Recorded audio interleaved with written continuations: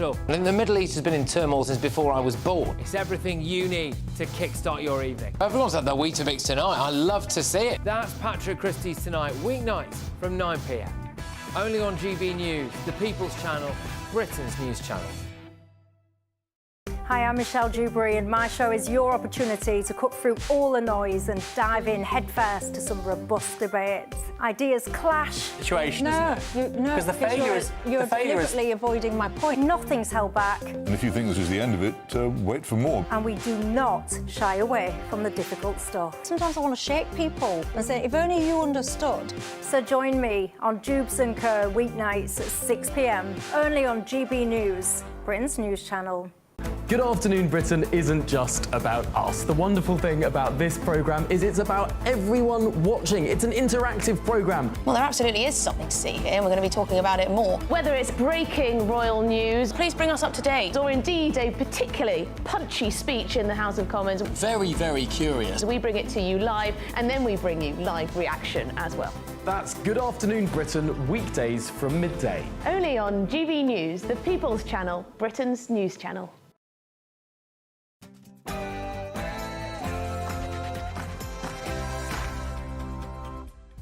It's 9 p.m. I'm Patrick Christies. Tonight.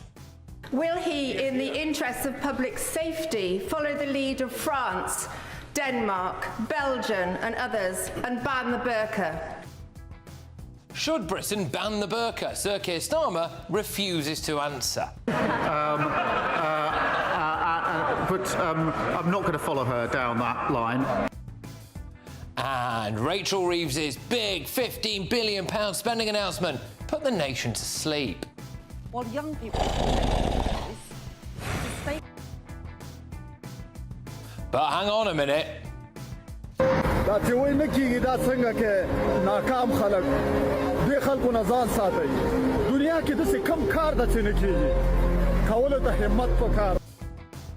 Apparently, France has agreed to intercept migrant boats for the first time. I'll believe it when I see it. And for over 18 years, I've pressed the police, I've told them, and all they can do is blame one another for not passing this information on.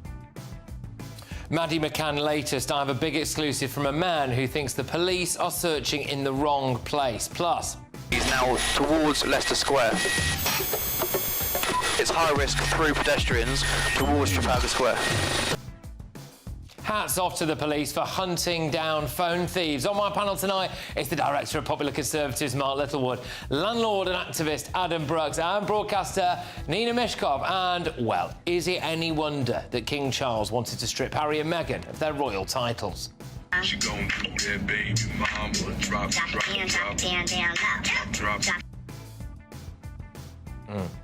Get ready, Britain. Here we go.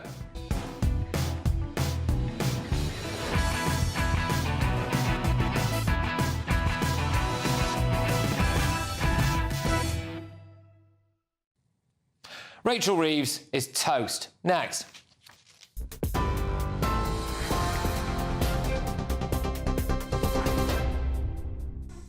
Very good evening. It's just gone 9 o'clock. These are your latest headlines.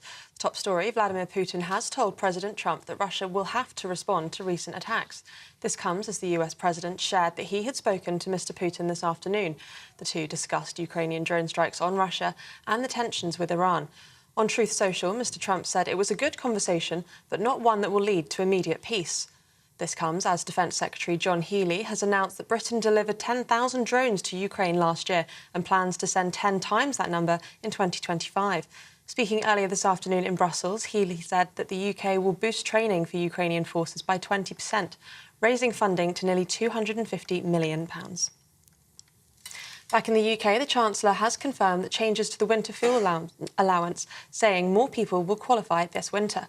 Rachel Reeves made the announcement following a speech in Manchester where she unveiled £15.6 billion for transport projects outside of London. She gave no detail on who will benefit from the allowance changes. The move follows backlash over cuts made by Labour just weeks after taking office. A man has denied attacking and killing a 14-year-old boy with a samurai sword. Marcus Arundini Monzo is on trial at the Old Bailey for allegedly killing Daniel Angerin and injuring others in a 20-minute spree in North London last April. Prosecutors told the court that Monzo intended to kill as many people as possible. He denies murder and 4 counts of attempted murder as the trial continues. Investigators continued to scour scrubland and abandoned buildings in the second day of the latest searches for missing Madeleine McCann.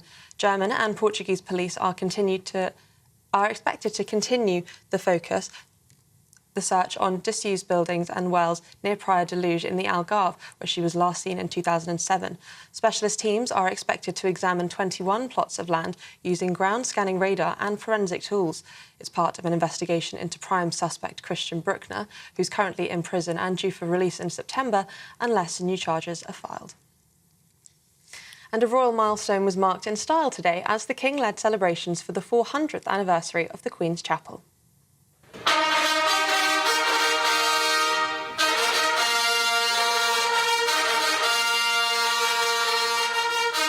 Horns sounded His Majesty's arrival just steps from Buckingham Palace this afternoon, where he joined Princess Alexandra and 200 guests for a 40-minute service.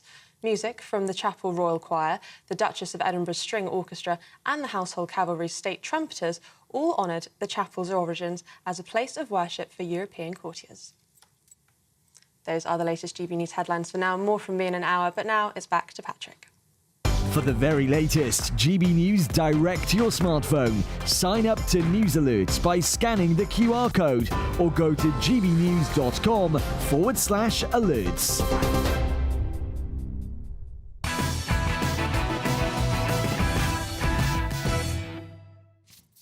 Today was a total car crash for the Chancellor, Rachel Reeves. So she went to Rochdale to make a big announcement about transport spending. And the workers behind her lost the will to live. The lifeblood of growth and therefore of living standards. The single greatest barrier that businesses told me was standing in their way.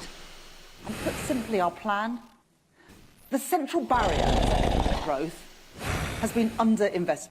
The 2 recent numbers showed Britain to be the fastest growing economy in the G7. While young people are presented with a choice, Just look at this man's face here. There we go. We are all this man. Look, Rachel Reeves is surely going to raise your taxes. She has to.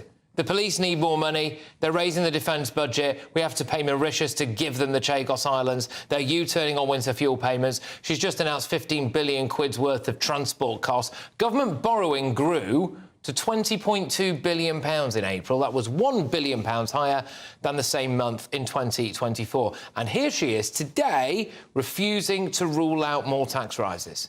You be honest with the public that you cannot rearm and do all the rest on welfare with either really deep cuts elsewhere or future tax rises. We'll set out the funding or set out how everything would be paid for in the budget in the autumn. But it is important that everything that we do is funded, because that's how people know that we can afford it. Well, I'm not going to write another 4 years' worth of budgets before we've got even through the first year of this government. She's going to raise your taxes. The Chancellor told you she was the woman for the job. I spent the best part of a decade as an economist at the Bank of England. I know the importance of financial and economic stability. I was an economist at the Bank of England for many years before I became an MP. Hello, Rachel. Welcome to reality, because Rachel Reeves' inheritance tax reforms could lead to 208,500 job losses and a loss of 14.86 billion quid to economic activity by the end of this Parliament. The worst thing is, what she announced today wasn't even her own idea. It was the Tories from 2023. Let's go through it, shall we? Spending for Greater Manchester, Tories 2.4 billion. Rachel Reeves 2.4 billion. Liverpool, Tories 1.5 billion. Labour 1.5 billion. South Yorkshire, Tories 1.4 billion. Labour 1.4 billion. West Yorkshire, Tories 2.1 billion. Rachel Reeves the same. Tees Valley 978 million quid under the Tories. Any guesses now here for what you think Rachel Reeves has gone for? Oh, it's the same, yes. Now I'm going to play you a little clip of former Prime Minister Rishi Sunak, who, by the way, you know, as people of the show will know, I wasn't a huge fan of him at the time, but anyway, this was one of his worst ever days as Prime Minister, all right? So it was the top HS2, and he's trying to claw it back with an announcement about transport spending. Listen to this delivery. Protect the £12 billion to link up Manchester and Liverpool as planned, and we'll engage with local leaders on how best to deliver that scheme. We'll build the Midlands rail hub, connecting 50 different stations. We'll help Andy Street extend the West Midlands Metro. We'll build the Leeds tram. We'll electrify the North Wales main line, upgrade the A1, the A2, the A5, the M6. We'll connect our union with the A75, boosting links between Scotland and Northern Ireland. We will fund the Shipley bypass, the Blythe Relief Road, and deliver 70 other road schemes. I've never been so excited about the Blythe Relief Road. But anyway, now, here's Rachel Reeves, 11 months to the day after a landslide Labour election victory. A stonking majority in the House of Commons. There she is. So the announcements we've made today is an uplift at 2.4 times more spending in this Parliament on these regional mayoral transport settlements compared to the settlement in the last Parliament. That is a substantial uplift, which is what makes possible the investments that I've announced today in extending existing tram networks, building new tram networks, new buses, new stations, all possible because the investment in the North and the Midlands that I'm setting out today. Oh, my gosh. Britain's oldest department store is holding a Rachel Reeves closing down sale. She's dreamt of this job her whole life, and now it's a nightmare. The decisions that she has made have made our economy worse. And there it is. There she is. Chancellor Rachel Reeves. She's toast. Let's get the thoughts of my panel this evening. Director of the Popular Conservatives, Mark Littlewood. We've got businessman and activist Adam Brooks and journalist and broadcaster Nina Mishkov.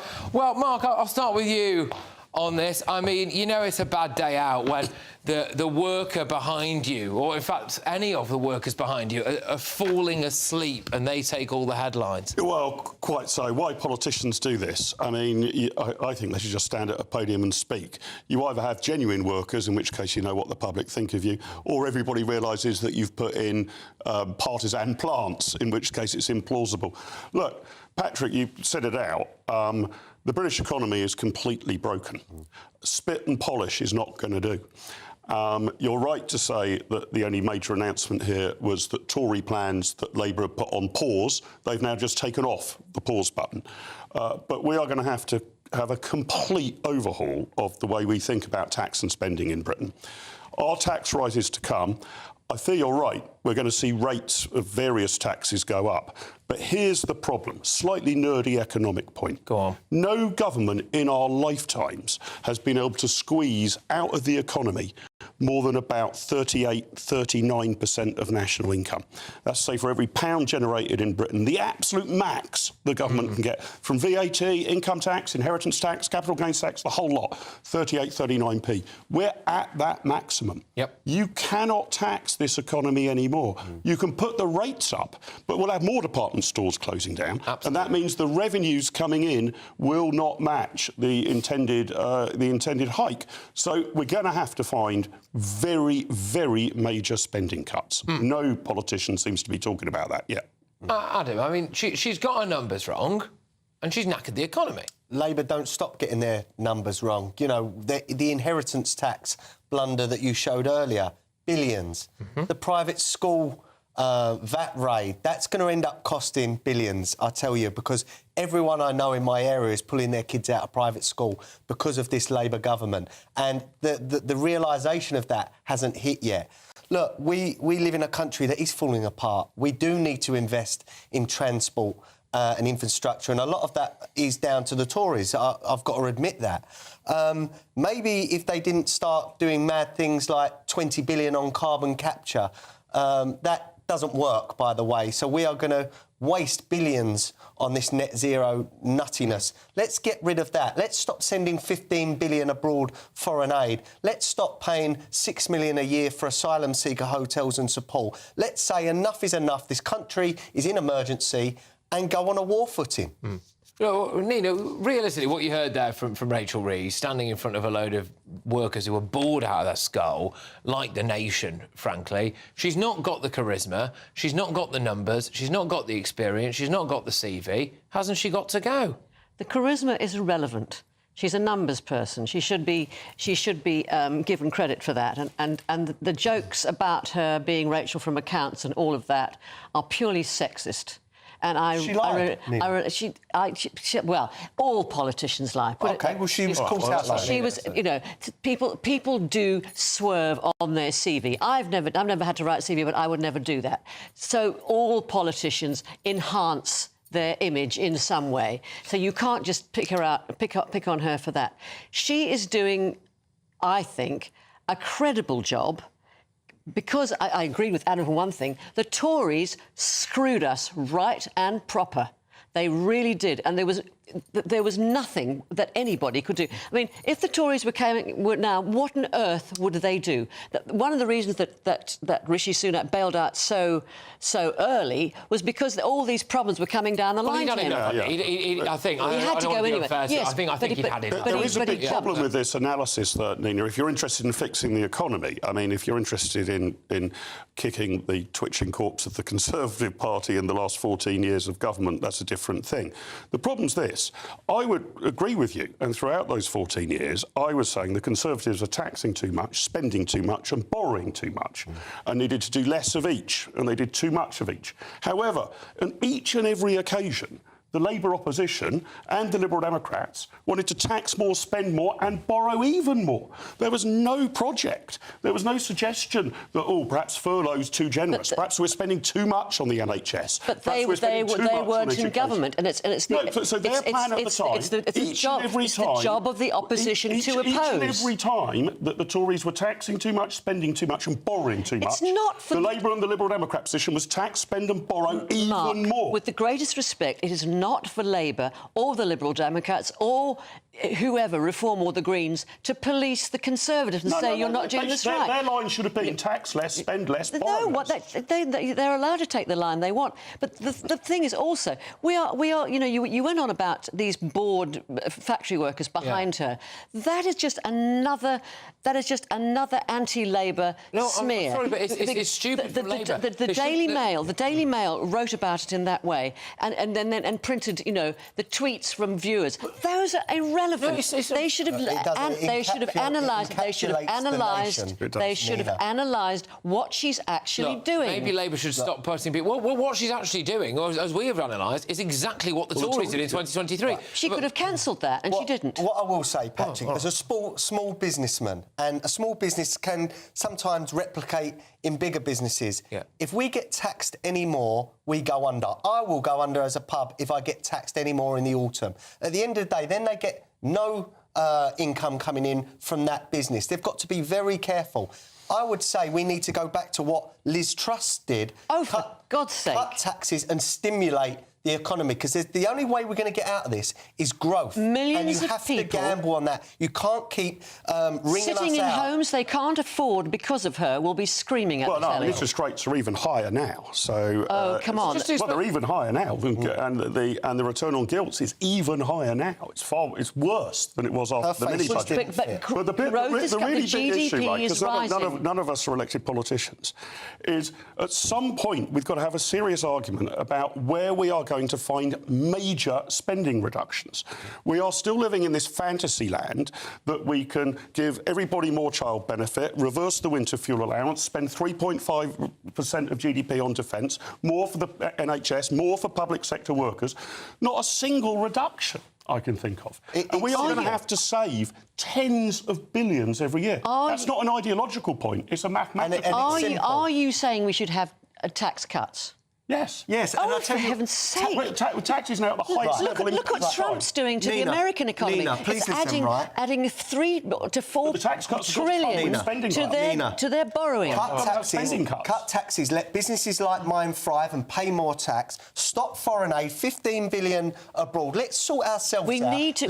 That is soft power. Somewhere you're going to have to find 100 billion of cuts. Net zero and foreign aid. Foreign aid is very important to this country. Well, I don't know where your cuts are.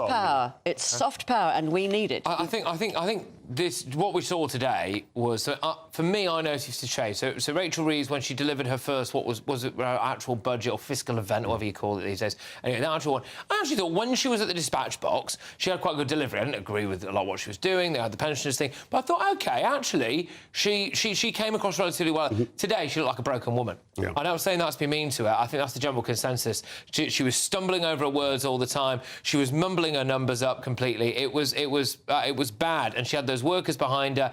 I just think there's a woman here who really thought, and I think a lot of people in Labour are finding this now, they've spent the best part of the last 20 years thinking that running a country was quite easy, and if they only had the chance to do it, they would know what to do and they'd be able to whip it into shape. And actually, they're finding out that it's a nightmare. And particularly for Rachel Reeves, she staked her reputation politically on getting these welfare cuts through. Yeah. And she's lost that battle now. They are going to reverse on winter fuel. They'll probably reverse on PIPs. So the politics of it, whether you agree with her plan or not, is that she fought for this as the fulcrum of her credibility, and she's lost. I do think, personally, you might disagree, Nina, fair enough, but I do think, personally, if people's taxes go up anymore at all, you're looking around and you're thinking, where the hell are you spending my money? Where the hell is that going? Let's see what's coming next week. Let's see what's coming next week before you make judgments. She promised not to put taxes up before the election, and they did. Well, I don't believe it now. And by the way, watch out for the word investment, because when people on the right of this country want to spend a bit of money, it's a splurge. When Labour wants to do it, they're investing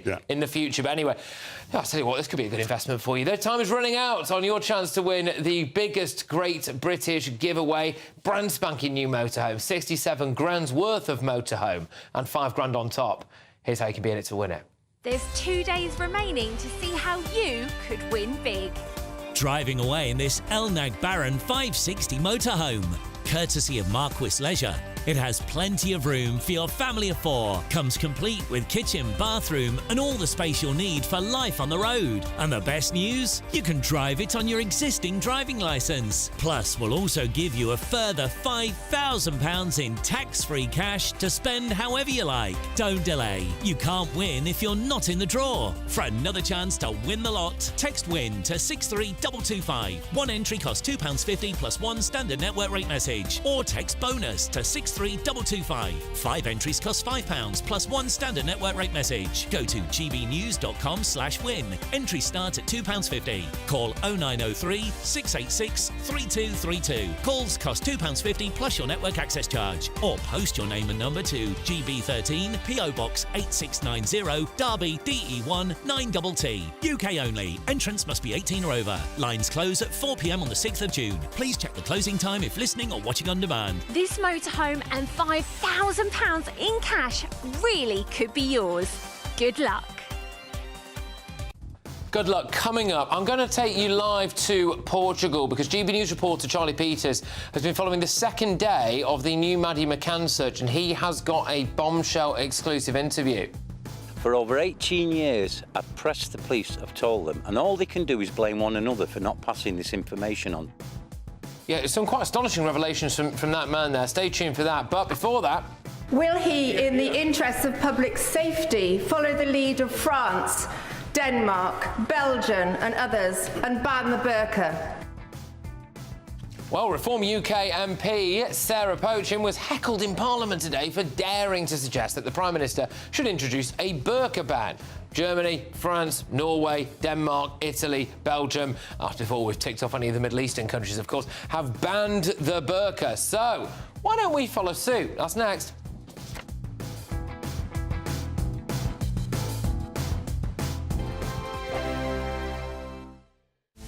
This is Britain's Newsroom, where your voice matters. It's just astonishing. With expert analysis and honest opinion, we don't just keep you informed. We bring you unique perspectives you won't see anywhere else. Can't argue with any of that. When the news happens, it happens here. On Britain's Newsroom, weekdays from 9:30 a.m. Only on GB News.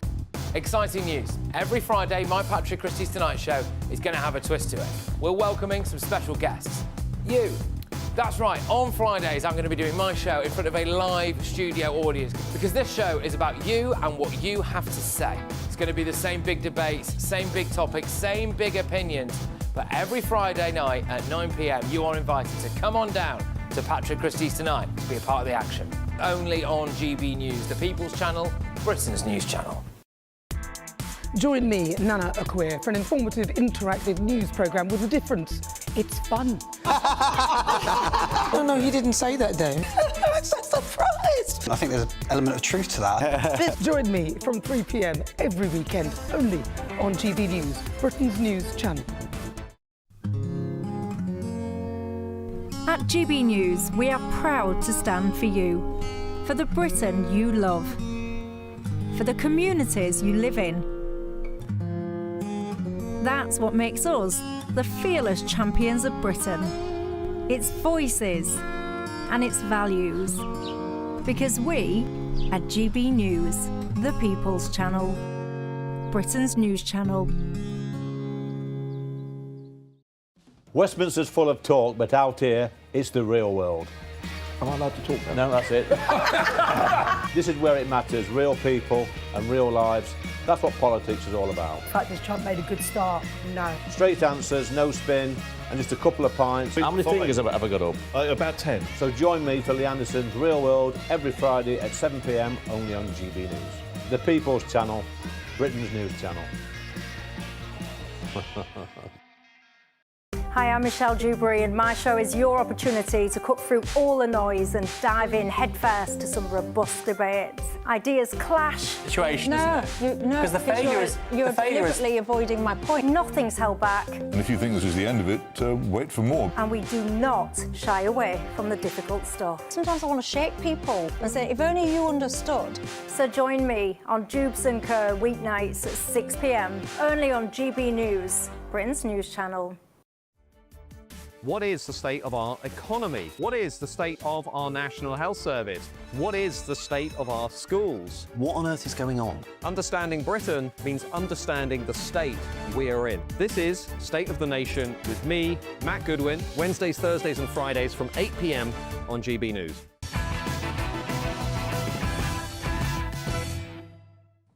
Welcome back to Patrick Christies tonight. Is it time to ban the burqa? It's the head-to-head.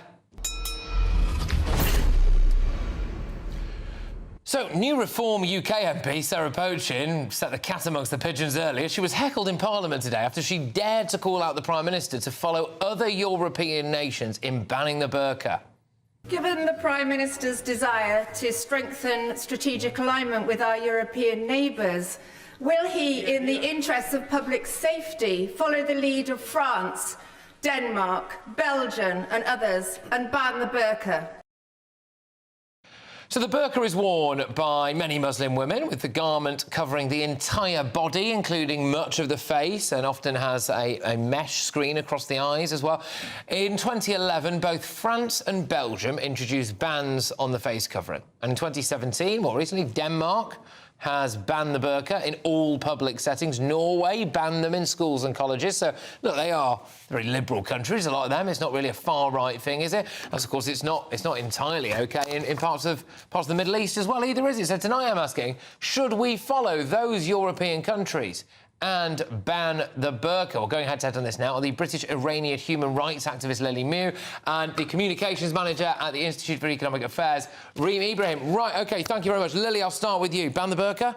Yes. Why? Absolutely, because I, as an Iranian woman who's been fighting for women's rights and against the Islamic Republic, which has weaponized the woman as a tool of oppression against herself, I find the burqa being glorified as another tool of oppression outside the house, outside in the society of women against themselves. I don't think women should be fetishized to the point that they need to hide their entire existence so that men should not see. Reem, what's the point of the burqa? Is it so that, you know, men feel so insecure that if the woman wasn't wearing it, you know, other blokes might be after her?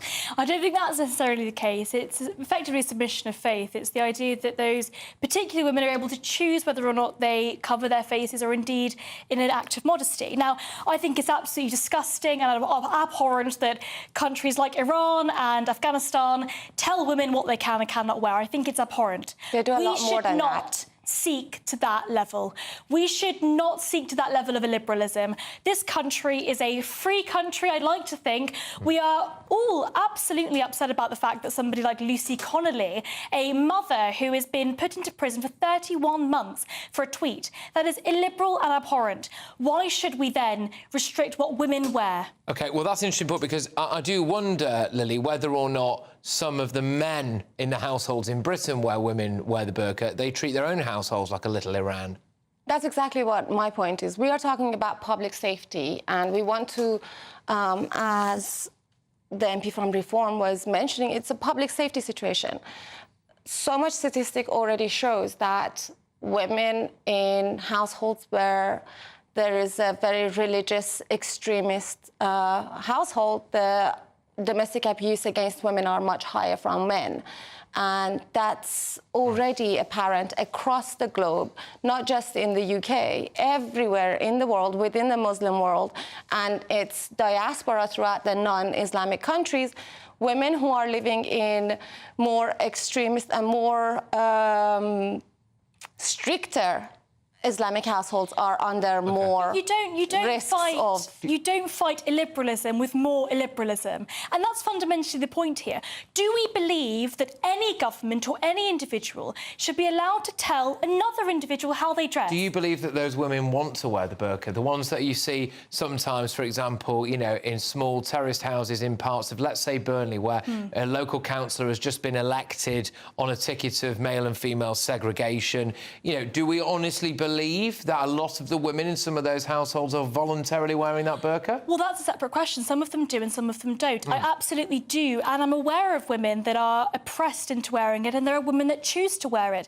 The question is, should the government ban those particular items of clothing? And I say no. Do we want police investigating women that are choosing to cover their faces? Let's not forget, by the way, only 5 years ago in the pandemic, the government mandated that people cover their faces with ridiculous face masks. So the fact that we're going to have this conversation about whether or not the government should restrict the way in which women choose to clothe themselves, I think is abhorrent. Now, to your point, Patrick, should we then look into those women that potentially are being domestically abused, being told and oppressed by their husbands? There are so many ways that we can help those women. Restricting their liberty is not one of them. Yeah, but we're not going to, because we're too afraid of being called racist, yes, aren't we? Absolutely, exactly. I mean, we're not even dealing with a grooming gang situation in the country, and we're sitting here talking about women getting abused or willingly coming forward, especially when their prison is following them. So let's deal with that. Let's deal with the grooming gang. We should deal with a lot of these things. Let's discuss whether or not Islamism is a problem in this country. Let's promote moderate problems, but let's not restrict the liberty of those women that choose to wear it.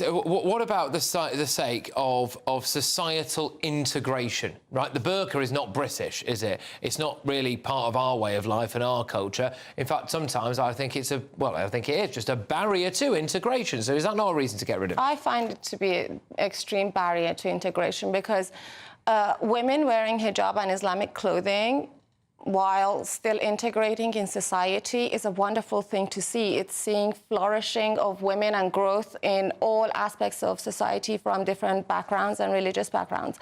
But to see women being forced into an oppressive attire, because some women who are in a liberal and open society and position of choice are saying it's our choice. A lot of women who are wearing burqa is their choice because it's their only choice. What would you say to, very quickly, what would you say to women that do choose to wear the burqa? I would say choose it to wear it elsewhere. Not in the United Kingdom? Not in the United Kingdom. So we're not a free country? We're not a free country. We are definitely not Lily, a free country. We are no better than Afghanistan and Iran if we start to decide what women wear. I think there are other aspects to Afghanistan and Iran that make them slightly worse. They are beating women with sticks in fields. But burqa is a tool of oppression. That's a prison that's following the women outside of their houses. OK, we've got to go. We could love to carry this on, but anyway, there we go. Thank you very much, both of you. Tremendous stuff. OK, so coming up. She gon' do that, baby mama. Drop it. Oh, that's the gear change. Anyway, just when you thought that the royal row couldn't sink any lower, Harry and Meghan have been accused of deliberately blocking their children's passports. Sorry, accused the King of deliberately blocking their children's passports. I'll tell you why in a few minutes, but before that... For over 18 years, I've pressed the police, I've told them, and all they can do is blame one another for not passing this information on. Well, it's the Madeleine McCann latest. I'm going to take you live to Portugal with our reporter Charlie Peters, who's got a bombshell exclusive interview that frankly might blow the lid off the latest search for Madeleine McCann. Stay tuned. Be nice to escape the grey. Clear skies, here we come. As clear as our travel insurance. All Clear Travel Insurance sponsors GB News travel destinations forecast. Severe thunderstorms are set to continue across parts of Europe, bringing large hail and some frequent lightning, but elsewhere plenty of sunshine with temperatures on the up. And that's the same for Madeira, across the Canary Islands, and most of Portugal and Spain should see plenty of warm sunshine. But it's really across southern parts of France, southern parts of Germany, northern Italy where there's a risk of severe thunderstorms. But elsewhere across central and eastern parts of the Mediterranean, plenty of sunshine and temperatures up day by day, which means it's going to feel very warm in that sunshine too. All Clear Travel Insurance sponsors GB News travel destinations forecast. Hello there, good evening. Welcome to your GB News weather update from the Met Office. As we head into tomorrow, it's going to be quite a wet start for many areas, turning a little brighter into the afternoon, though we can't rule out a risk of some blustery showers. The reason for all the unsettled weather? Well, it's all thanks to low pressure situated to the north and at times this evening dragging in longer spells of rain across from the southwest. For a time, any showers easing away this evening, but soon being replaced by further outbreaks of rain, all moving through from the west, leading to a very wet start across Northern Ireland, most of England and Wales, but a few more clearer skies across parts of Scotland. Away from the northwest though, plenty of showers moving through here, but with all the cloud and rain, it's set to be a rather mild start to Thursday. But for the morning commute, it is going to be fairly wet. Now, winds should be quite light, though we could still see some quite heavy outbreaks of rain, particularly across any high ground as this area of rain sweeps its way eastwards, eventually clearing the far east of Northern Ireland, but then pushing back into northern parts of England. A little drier and brighter across parts of Scotland, but still plenty of showers across the northwest. The odd one or two heavy, and it could still be quite breezy around exposed coasts of Scotland. And Thursday is set to be quite an unsettled day. Outbreaks of rain shifting their way eastwards, still rather heavy at times. Brightening up a little more into the afternoon, but still once again a risk of showers. Still breezy around coastal areas and the odd shower turning quite heavy, may even hit the odd rumble of thunder. And still once again plenty of showers skirting the way across Scotland, where it will feel a little fresher, but elsewhere temperatures remaining in the mid to high teens. Friday once again brings more unsettled weather, showers, longer spells of rain and still quite breezy, particularly across the southwest or where we see any heavier outbreaks of rain, but potentially once again turning a little brighter for England and Wales as we head into the afternoon. Further spells of rain on Saturday, though a drier day ahead on Sunday with temperatures remaining fairly similar. Join me, Nana Akwe, for an informative, interactive news programme with a difference. It's fun. No, he didn't say that, though. I'm so surprised. I think there's an element of truth to that. Join me from 3 p.m. every weekend, only on GB News, Britain's news channel. No matter the state it's in, this is our nation. Join me, Jacob Rees-Mogg, for a genuine, honest discussion on where we have been, where we are going, and where we are with the people who set the direction. That's State of the Nation every Monday and Tuesday at 8 o'clock. Only on GB News, the People's Channel. This is Britain's Newsroom, where your voice matters. It's just astonishing. With expert analysis and honest opinion, we don't just keep you informed. We bring you unique perspectives you won't see anywhere else. Can't argue with any of that. When the news happens, it happens here. On Britain's Newsroom, weekdays from 9:30 a.m. Only on GB News.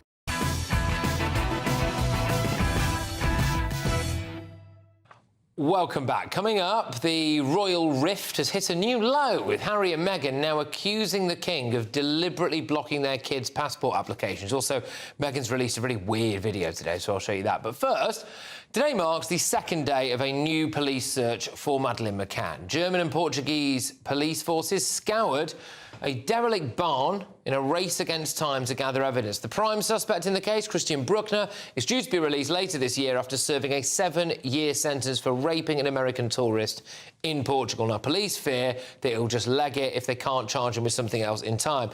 But we are joined now from Portugal by our very own GB News national reporter, Charlie Peters, who's not only just been following this, but also has, well, frankly, an astonishing exclusive to bring to us. So, Charlie, I'll throw it over to you.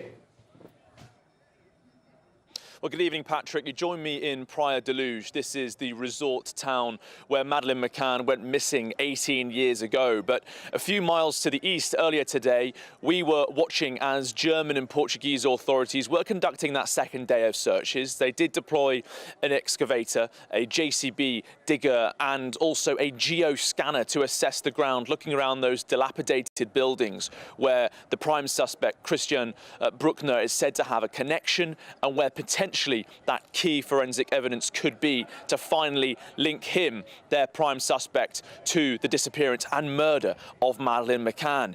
But it is as we were leaving that search area in Italia, a couple miles away from here, that we spoke to a man who came up to us and he wanted to speak to GB News, called Ken Ralphs, who was saying that the German and Portuguese authorities were in completely the wrong area because he had met with that suspect, Christian Bruckner, and a potential alleged accomplice 1 week before Maddie went missing. Here's what he said to us earlier today. He introduced me to Christian, told me it was his best friend, and we invited him, come and have a drink with me and his accomplice, because I was friendly with his accomplice, who we took food to help him and his children. And then he started to cry and confess that he was going to get involved with Bruckner to take a child from Praia de Luz, which I just thought was, you know, crazy to hear that. And he told me he'd done all the planning, Christian knew what he was doing, and I just said, you want to stay away from these people. Stay the hell out. And he cried that he needed the money to get out of this country with his children and his family, and that's why he was getting involved with Bruckner to steal a child. So Bruckner was coming out with his cronies, and they was going to stay at a property and a house in a speech. Now that property is the last place where Bruckner stayed, because the person who owned the house went back to Germany, so he was left on his own there with the accomplice who I was camping with. And the bottom line is that's where they need to be searching. For over 18 years, I've pressed the police, I've told them, and all they can do is blame one another for not passing this information on. So that's why I've turned up today, because I am sick to death of it going in one ear and out the other. I'm sick to death of the Portuguese saying the English have not sent us any information, and I'm sick to death of Scotland Yard lying to me.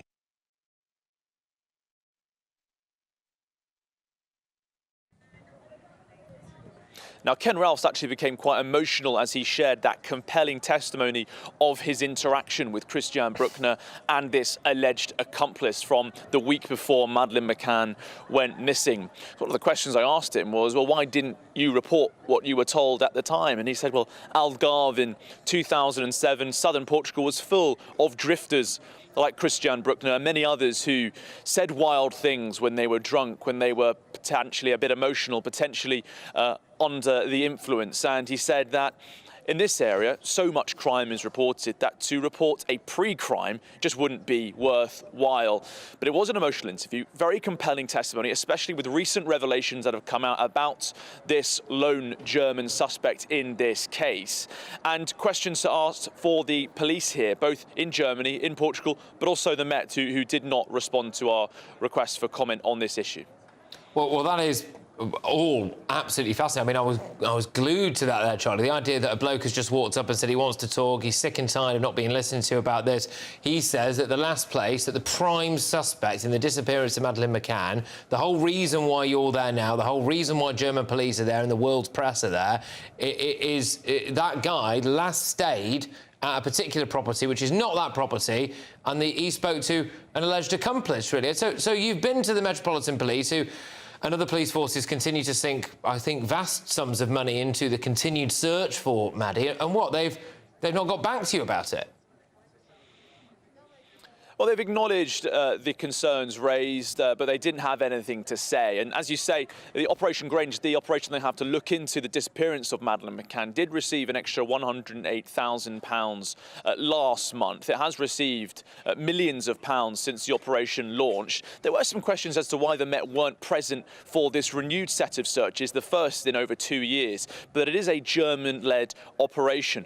We're also being told yesterday that there wasn't that much interaction between the Portuguese MPs and the German authorities. The question still remains, Patrick, is this an intelligence-led operation? Or is it, as you said before when you referred to the fact that Christian Bruckner is set to be released in September, a sort of last roll of the dice, a do-or-die desperate attempt to grab some forensic evidence? Because the area they're searching, when we were walking around it today for the best part of 12 hours, it's 21 separate plots of land, and we saw that excavator, the JCB digger, being used quite liberally all over that shrubland, and the geo-scanner being deployed in various different houses. Well, they'll be closing down on Friday, and I suppose we're all just hoping to find out what they might have discovered. Yeah, look, Charlie, thank you very, very much. Charlie Peters there, who's over in Portugal for us and will be, I imagine, until this particular round of searches wraps up. Charlie Peters, thank you. That is just really quite surprising testimony from a bloke. You would have thought that if he's been telling police, I mean, look, it might come to nothing, you don't know, do you? But it just seems to be at least a bit of intelligence. If they've not searched that house ever, which he seems to say they haven't, why not? Why not? You're all there. But anyway, coming up at 10 p.m, white Brits will be a minority within the next 40 years. There's also some very interesting data on the surge of the Muslim population in Britain as well, which makes me wonder whether or not this is such a bad idea. Will he, in the interests of public safety, follow the lead of France, Denmark, Belgium and others and ban the burka? But before all that, She gon' do that, baby mama. Drop. just when you thought the royal row couldn't sink any lower, Harry and Meghan have accused the King of deliberately blocking their children's passport application and released what can only be described as a horrific video. Stay tuned. Westminster's full of talk, but out here, it's the real world. Am I allowed to talk then? No, that's it. This is where it matters, real people and real lives. That's what politics is all about. The fact is Trump made a good start. No. Straight answers, no spin, and just a couple of pints. How many fingers have I got up? About 10. So join me for Lee Anderson's Real World every Friday at 7 p.m, only on GB News. The People's Channel, Britain's news channel. What is the state of our economy? What is the state of our National Health Service? What is the state of our schools? What on earth is going on? Understanding Britain means understanding the state we are in. This is State of the Nation with me, Matt Goodwin, Wednesdays, Thursdays and Fridays from 8 p.m. on GB News. Hi, I'm Michelle Dewberry, and my show is your opportunity to cut through all the noise and dive in headfirst to some robust debates. Ideas clash. Situation, isn't it? No, because the failure is you're deliberately avoiding my point. Nothing's held back. And if you think this is the end of it, wait for more. And we do not shy away from the difficult stuff. Sometimes I want to shake people and say, if only you understood. So join me on Jubes and Co weeknights at 6 p.m, only on GB News, Britain's news channel. Welcome back to Britain's Newsroom with Andrew and Beth. Hello everyone, Patrick Christies here. I'm Michelle Dewberry. Britain's news channel. Access the stories that matter to you. Take the GB News family with you on any device. And as long as you have an internet connection, tune in to GB News anywhere on the planet or beyond. GB News, the People's Channel, Britain's news channel. Mornings don't have to be tiresome, especially if you have the right company. Wake up to news as it happens, opinion and debate, and of course, a little bit of entertainment too. Because when the kettle's on, we're on. That's Breakfast on GB News, a show worth waking up for. Every morning from 6 a.m. Only on the People's Channel, Britain's news channel. We'll spread the news, you spread the word. Westminster, the ultimate clique. And you're fighting like rats in a sack. But here on the Camilla Tominey Show, we ask the questions the establishment media is too scared to ask. OK, let me ask you a straight question, because I know you're a straight-talking politician. Whether it's net zero, illegal immigration or law and order, nothing is off limits. You had the power then. Yeah, as I and said, now you've lost it. That's the Camilla Tominey Show, a politics show that's fearless. But no, let me finish my question if you don't mind, because it is my show. Sundays at 9:30, only on GB News, the People's Channel, Britain's news channel.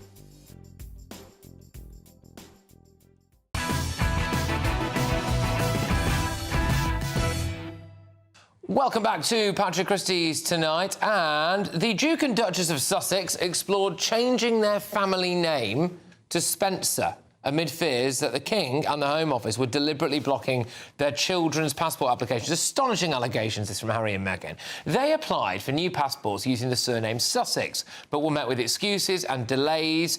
Anyway, they said they should have got the passport within weeks. A source close to Harry and Meghan told The Guardian, obviously, that the couple believed the applications were being deliberately blocked because the King didn't want Prince Archie and Princess Lilibet to use the royal titles.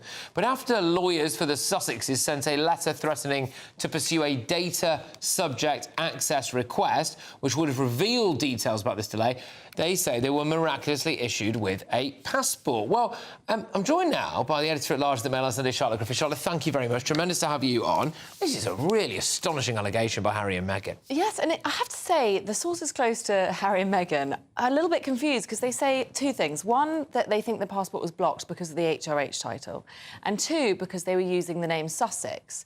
But Archie and Lily's surname is Mountbatten-Windsor, so that might have caused a delay in itself because they'd suddenly changed the surname.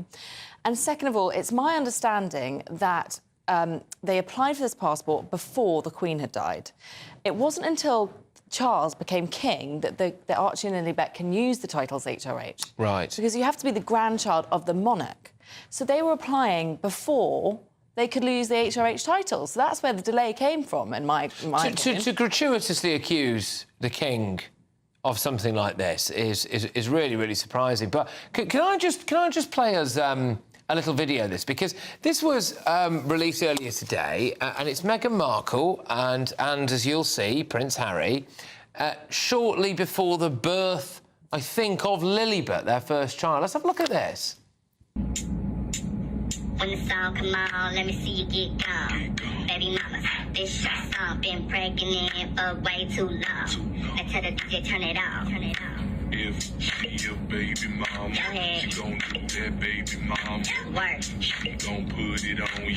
She gon' do that baby mama. Drop it down, drop it down, down low. Drop it down, drop it down, down low. Drop it down, down low. Right. Oh. OK, now you've got some views on this about the bump. Well, actually, you cut it off slightly before the end. It gets more and more kind of raunchy towards the end. She really drops down to the floor. And, I don't know, I've had 3 babies. I could not do that with anyone if I was just about to give birth. I mean, it's an extraordinary jaw-dropping video. I mean, the internet is going insane for it because, you know, part of this HRH debate is about the King, you know, them perceiving that the King didn't want to give Archie and Lily an HRH title. Now, there might be some reason why. I mean, maybe the King was worried that videos like this would be embarrassing for the monarchy, and you don't want an HRH growing up with videos like this circulating around them. It's just extraordinary. It's just so undignified for a royal. People were saying, look, this is a I must admit, I'm blissfully unaware of this, but apparently this was a TikTok trend, and that this is the kind of thing that people were doing. But I don't know. I just thought there was something about that video that just looked a little bit strange to me there. Well, I mean, it's her second birth, but she didn't seem at all anxious about giving birth. I mean, she clearly hadn't had an epidural because she could use her legs and stand up. You're about to find this out when you have a baby soon. Yes. Hopefully not directly. They do say you should try and keep it light and keep your sense of humour going as you're giving birth because the endorphins are good. I just thought there's something doesn't sit right about this video, I've got to say. But again though, in the pursuit of privacy, they have released a video from one of the most private, intimate things that a couple can go through, which is waiting very, very shortly before the birth of one of your children. You know, to then share all of that out, and also it is, as you said, there, you know, quite raunchy dancing as well. It just seem odd for a couple that are obsessed with their privacy. Totally. The moments before you have a baby, as you're about to find out, you know, a husband and wife, it's like the most private time ever. You know, it's just the two of you battling against this thing that's about to happen, which, by the way, is not very comfortable. Right. And it's a really kind of intimate moment. You know, it's kind of nice that they filmed a video, but to release it to the world, having campaigned on their worldwide privacy tour for the last 5 years, I'm absolutely gobsmacked. I thought it was AI at first. I could not believe it, and I thought I'd seen it all with these two. So it's just to bring us back to where we started with this then, in terms of this passport issue, they say that they went to submit a data subject access request or whatever it is, which I think would reveal all of the discussions between, say, the palace and maybe the Home Office or whoever it is, and that could have been quite embarrassing and incriminating. So they just got the passport. You just don't buy that. I don't particularly buy it. I mean, they said they had this insufferable 12-week-long wait. Now, at the time, waits were at least 10 weeks anyway because of there'd been COVID and then everyone was applying for passports after COVID. It was a few years ago, don't forget. Plus, the added complication that they put the wrong surname on and the HRH before the kids were entitled to an HRH. So that would have actually caused quite a lot of confusion. The Passport Office probably would have had to write to Buckingham Palace.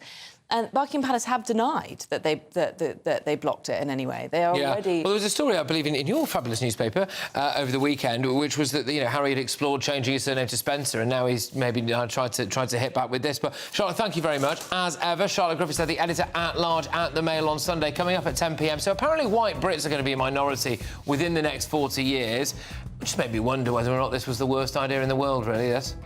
Will he, in the interests of public safety, follow the lead of France, Denmark, Belgium and others and ban the burka? But also in the next hour...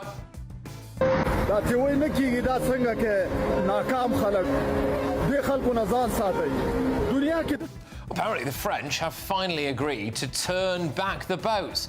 Can we really trust them? Plus, I'm going to be joined live in the studio by Brexit titan Aaron Banks. Don't go anywhere.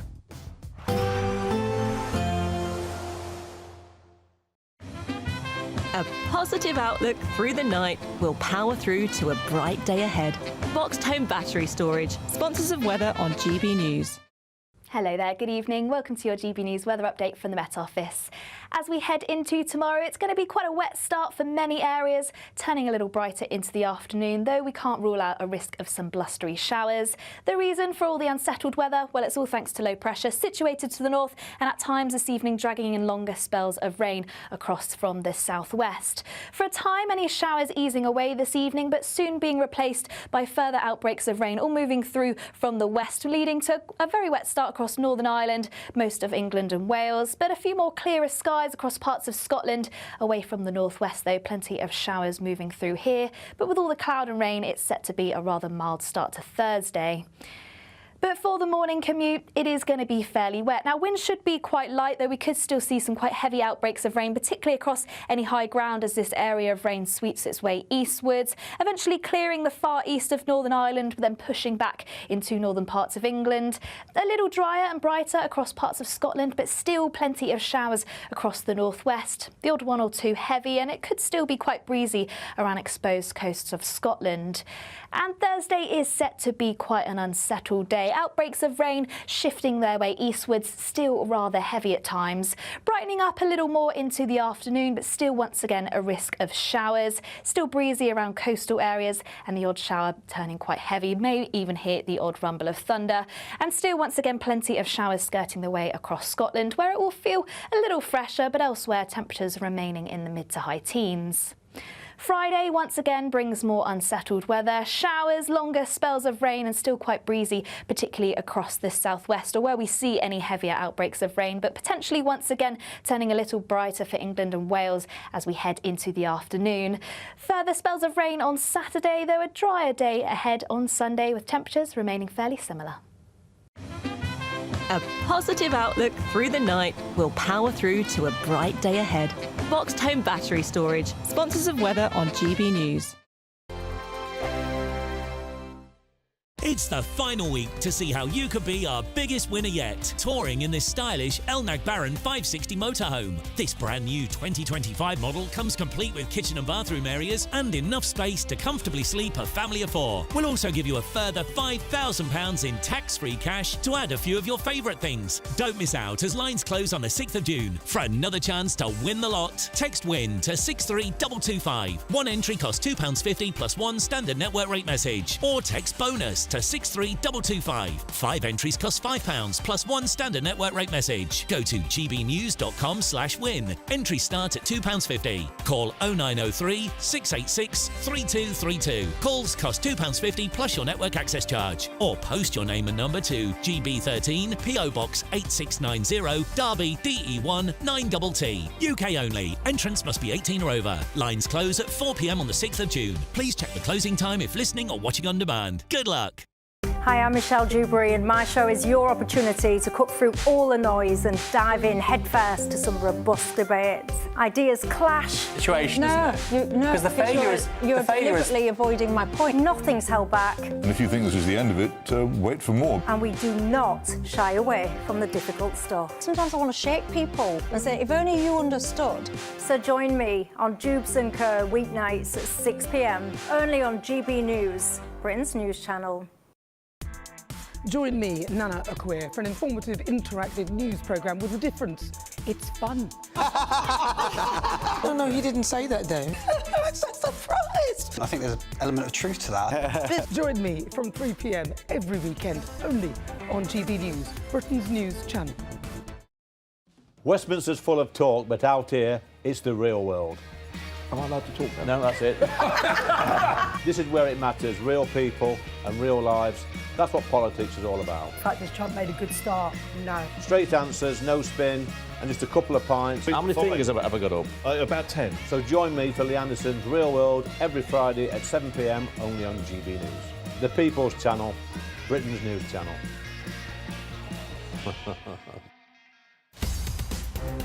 In the GB newsroom, we bring you the news as it happens. With our team of dedicated journalists across the UK, we're ready to keep you up to date with what's happening every half an hour, every single day. Bulletins here on GB News, the People's Channel, Britain's news channel. No matter the state it's in, this is our nation. Join me, Jacob Rees-Mogg, for a genuine, honest discussion on where we have been, where we are going, and where we are with the people who set the direction. That's State of the Nation every Monday and Tuesday at 8 o'clock. Only on GB News, the People's Channel.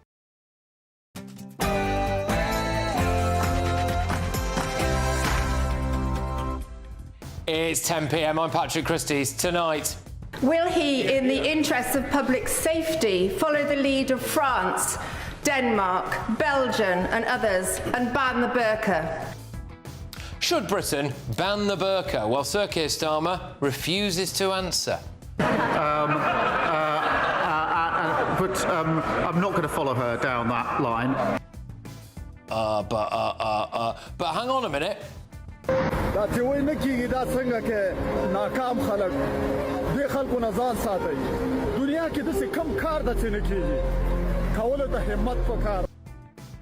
Do you believe this? France has agreed to intercept migrant boats for the first time. And? He's now towards Leicester Square. It's high risk through pedestrians towards Trafalgar Square. Well, hats off to the police, actually, for hunting down phone thieves. More on that later when we do all of the front pages. With my top panel is the Director of Popular Conservatives, Mark Littlewood, landlord and activist Adam Brooks, and broadcaster Nina Mishkov. And is it any wonder the King wanted to strip Harry and Meghan of their royal titles, really? She gon' do that, baby mama. Drop it down. Why do they just wheel him out like that? Anyway, get ready, Britain, here we go.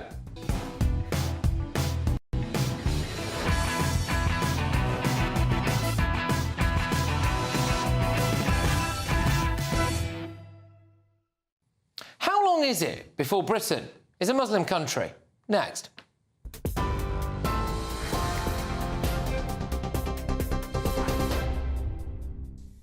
Very good evening. It's just gone 10 o'clock. These are your latest GB News headlines.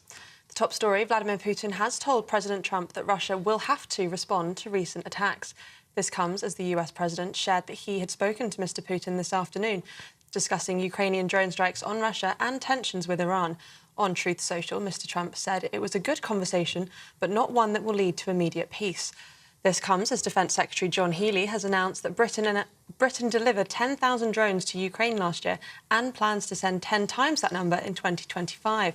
Speaking earlier this afternoon in Brussels, Mr Healy said the UK will boost training for Ukrainian forces by 20%, raising funding to nearly £250 million.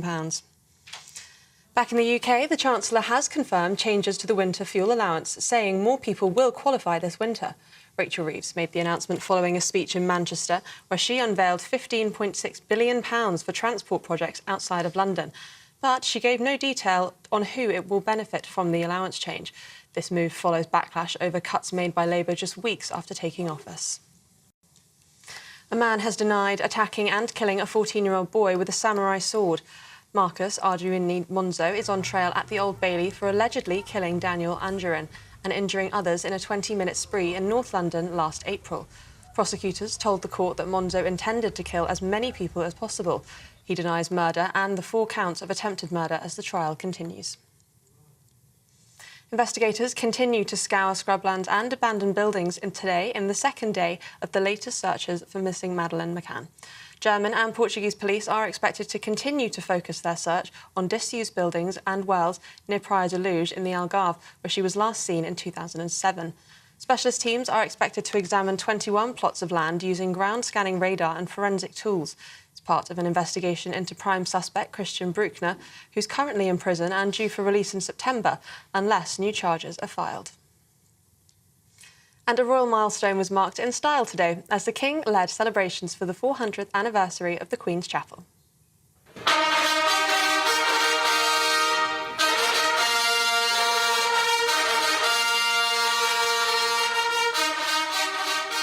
Horns sounded His Majesty's arrival just steps away from Buckingham Palace this evening, where he joined Princess Alexandra and 200 guests for a 40-minute service.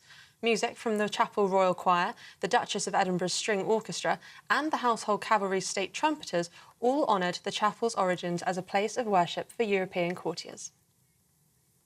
Those are the latest GB News headlines for now. More from me in an hour, but now it's back to Patrick. For the very latest GB News direct to your smartphone, sign up to News Alerts by scanning the QR code or go to gbnews.com/alerts.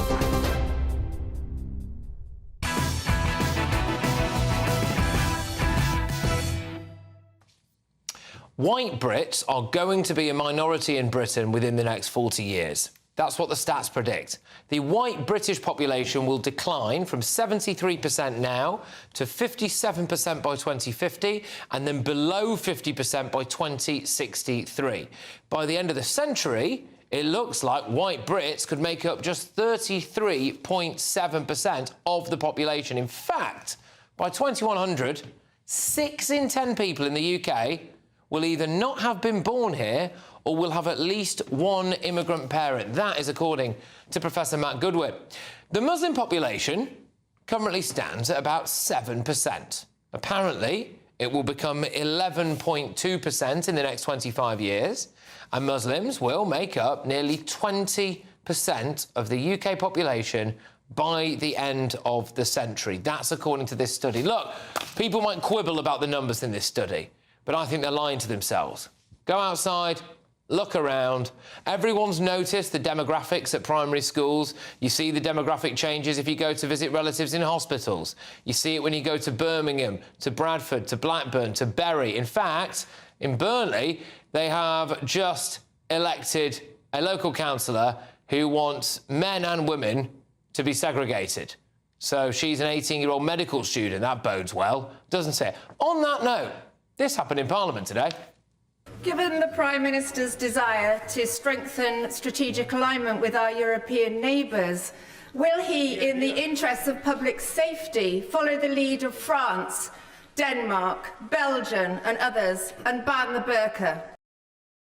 Right, so MPs, who are clearly massively out of touch with public opinion, just drew audible gasps at that. Some of them walked out. It's not actually a radical position to want to ban the burqa. Here's why. In 2011, both France and Belgium introduced bans on the face coverings.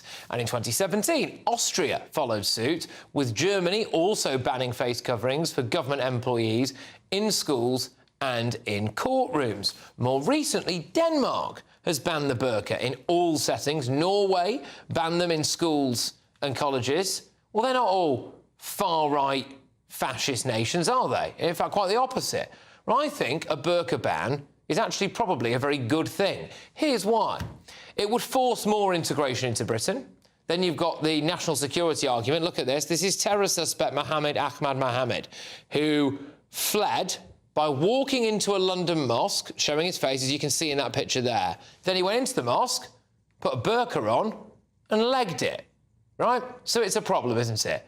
Islam shouldn't give you a free pass to hide your identity, I'm afraid. A Muslim woman who barely spoke a word of English cheated in her driving theory test by hiding a Bluetooth speaker under her hijab. Now, imagine what she could have got away with if she had the full burqa on. It would discourage immigration, as well, from fundamentalist Islamic countries. If they can't wear the burqa here, they'll have to go elsewhere, won't they? Now, of course, Sir Keir Starmer is never going to ban the burqa. But despite everyone knowing that, the man still couldn't bring himself to give a straight answer to a straight question.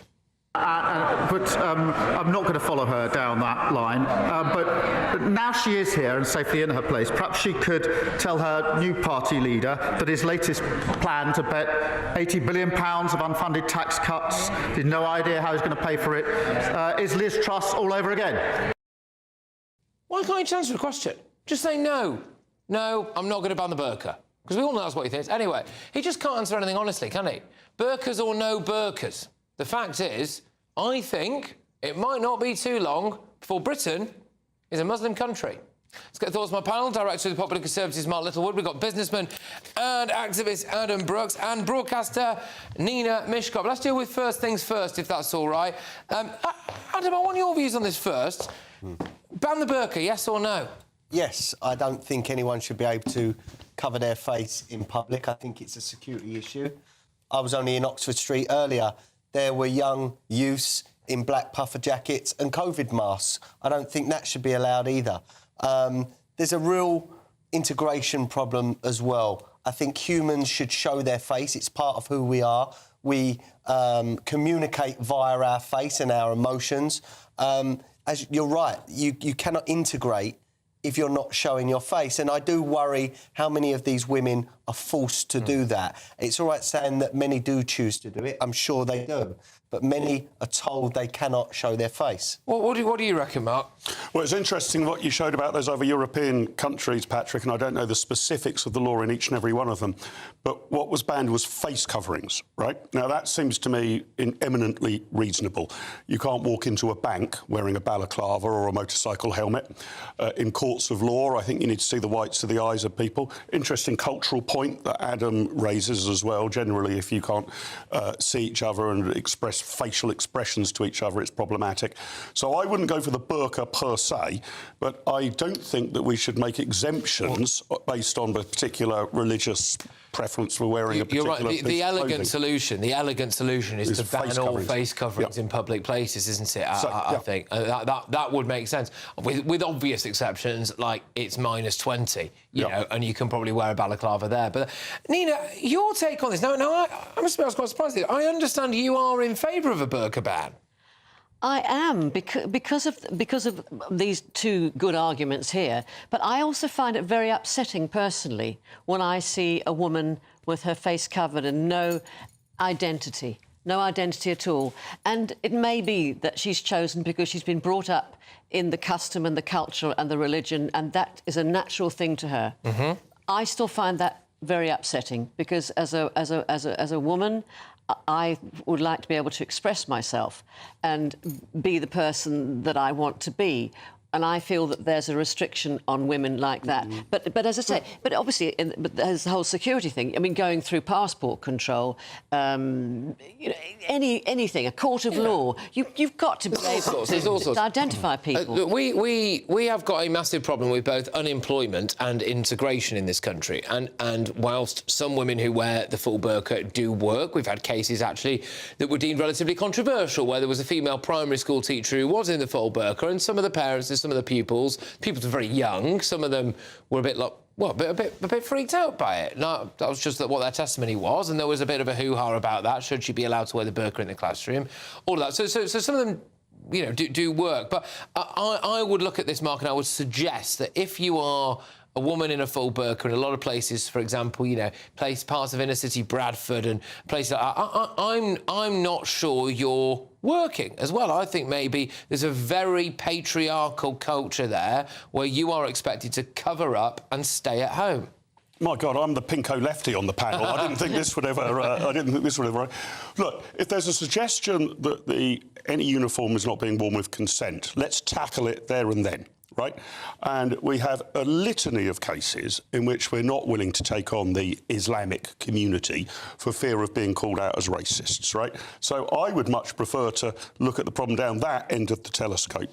To Nina's point, I mean, that she's upset by seeing this. Well, OK, but, I mean, in a free society, people can wear things that upset you. You might get upset by seeing people, I don't know, in Hell's Angels gear or whatever. That's very All true. All sorts of things, or a rival football outfit. But women have been oppressed for centuries. Yeah, I and agree so that there is to me... there is an interesting question about whether we test that people are wearing this genuinely in a consensual way. But women have been oppressed for centuries and centuries and centuries. It's only in the last century that women have had the freedom to make choices and be independent, earn their own living, and choose what to wear. And choose what to wear, exactly. Let's not give them a tool to be able to oppress women anymore. But the thing is, also, it's secular. I don't think the state in any country should be pushing any religion, and that includes this country. I don't believe in Christian schools. I don't believe in Muslim schools. It should be completely secular. Let's move on to the second part of this discussion, which is, of course, the study there that indicates significant demographic and national change in Britain. And there's basically two bits to that, which is that white Brits are going to be a minority in Britain within the next 40 years, and that we're going to see a huge rise, a more than doubling of the Muslim population in Britain by the end of the century. It's not doubling. It's up to 20% by the end of the century. From 7%. From 7%. That's not doubling. 7 to 20%. Well, it's more than doubling. I've sat on this settee before, and Nina's had a go at me because I've brought up Whitechapel. Now, my whole family's from Bethnal Green and East London, so I go that way quite a lot. Now, I've made an observation before that I've walked from one end of Whitechapel High Road to the other. It's about 10-15 minute walk, and I haven't heard someone speak English once. Now, we have pockets of cultural change like that all over the UK, and at the end of the day, on that path, and especially if Reform or the Labour Party remove the two-child cap, we have communities that generally have more kids than us, and it's only going to get more evident. We're going to get more Whitechapels, more Lutons, more Bradfords, because these people have more children than us. So let me. I'll go to Mark and then you, Nina, if that's right. So what the argument against any criticism of this study will be is that basically you're racist if you care about it. Yeah, I mean, it's Matt Goodwin's study, isn't it? And I think Matt would accept it is a trajectory over a very long period of time.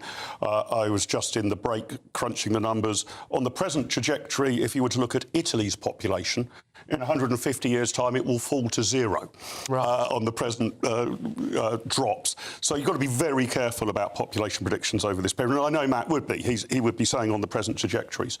My particular concern isn't with colour, white versus brown, black, or anything else. It's with cultural assimilation. Right? That is the key thing that we have not been able to do. Having had a proud history of it until I would say about 15 or 20 years ago, of assimilating cultures quite well, we have now got exactly these pockets that Adam was talking about, enclaves of a completely different culture in our own country. So I think rather than, worrying about exactly what child benefit white Christians should have against Pakistani Muslims should have, we've got to have a much more robust approach at national level to really support British culture. And Nina's view of having a secular state, if you were to say model it on France, that's exactly what they do in France. Well, exactly. They have a very firm national culture, whereas we're very wishy-washy and say, come one, come all. Could I ask you, Nina, do you think that all it takes to seriously be British is to just have a British passport?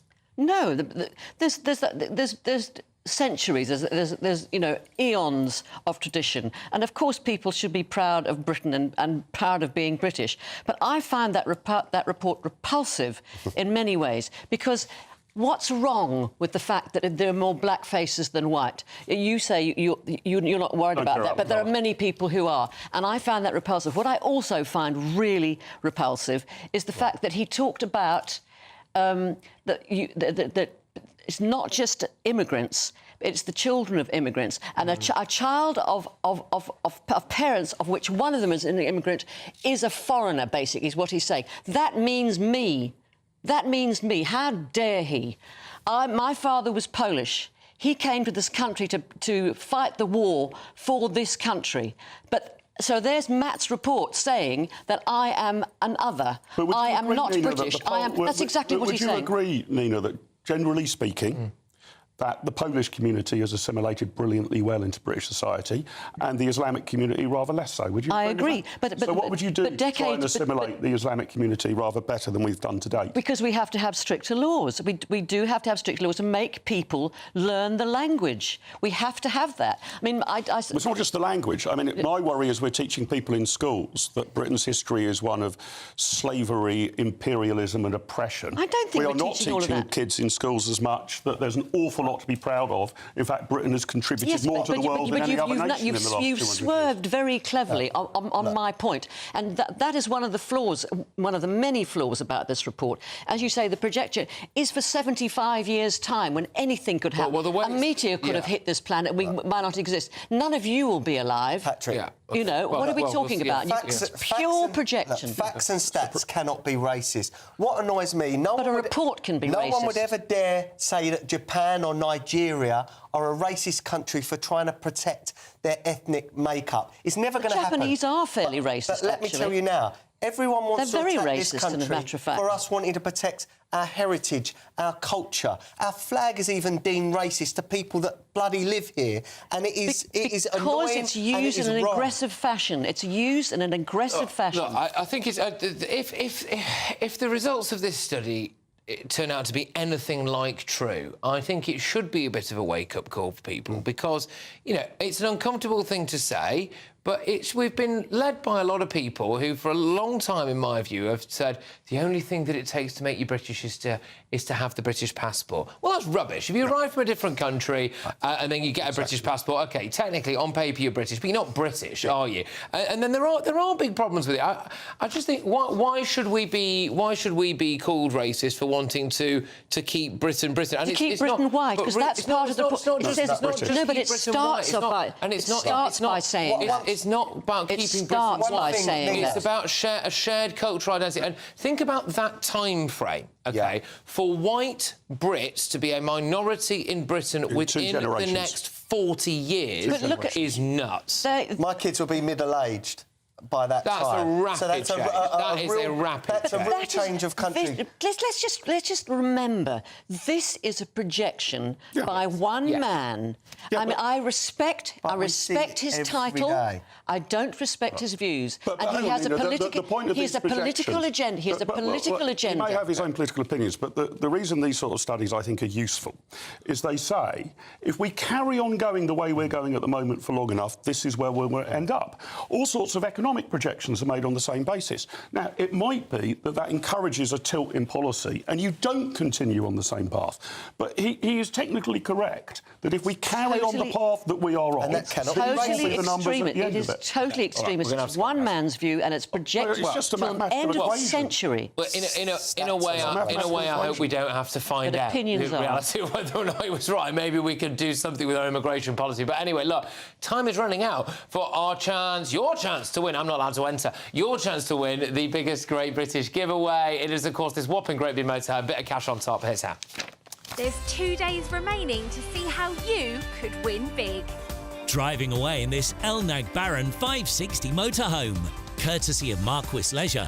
It has plenty of room for your family of 4, comes complete with kitchen, bathroom and all the space you'll need for life on the road. And the best news? You can drive it on your existing driving licence. Plus, we'll also give you a further £5,000 in tax-free cash to spend however you like. Don't delay. You can't win if you're not in the draw. For another chance to win the lot, text WIN to 63225. One entry costs £2.50 plus one standard network rate message. Or text BONUS to 63225. 903 225. 5 entries cost £5 plus 1 standard network rate message. Go to gbnews.com/win. Entries start at £2.50. Call 0903 686 3232. Calls cost £2.50 plus your network access charge. Or post your name and number to GB13 PO Box 8690 Derby DE1 9TT. UK only. Entrance must be 18 or over. Lines close at 4 p.m. on the 6th of June. Please check the closing time if listening or watching on demand. This motorhome and £5,000 in cash really could be yours. Good luck. Good luck, everybody. Coming up, I've got all of tomorrow's newspaper front pages. Some breaking news on the front of the Daily Telegraph. The Chancellor, has been forced to back down in a net zero row with Ed Miliband. We're going to talk about this. Has Ed Miliband won the row with Rachel Reeves over net zero? She's gone. Oof, that's big. Don't want to miss that. And, just when you thought things could get worse for Harry and Meghan. She gon' do that, baby mama. Drop it. But before that, the French have finally agreed to intercept migrant boats in their waters. Do we trust them? The bad boy of Brexit and a big man on the reform scene, Aaron Banks, joins me in the studio. That's next.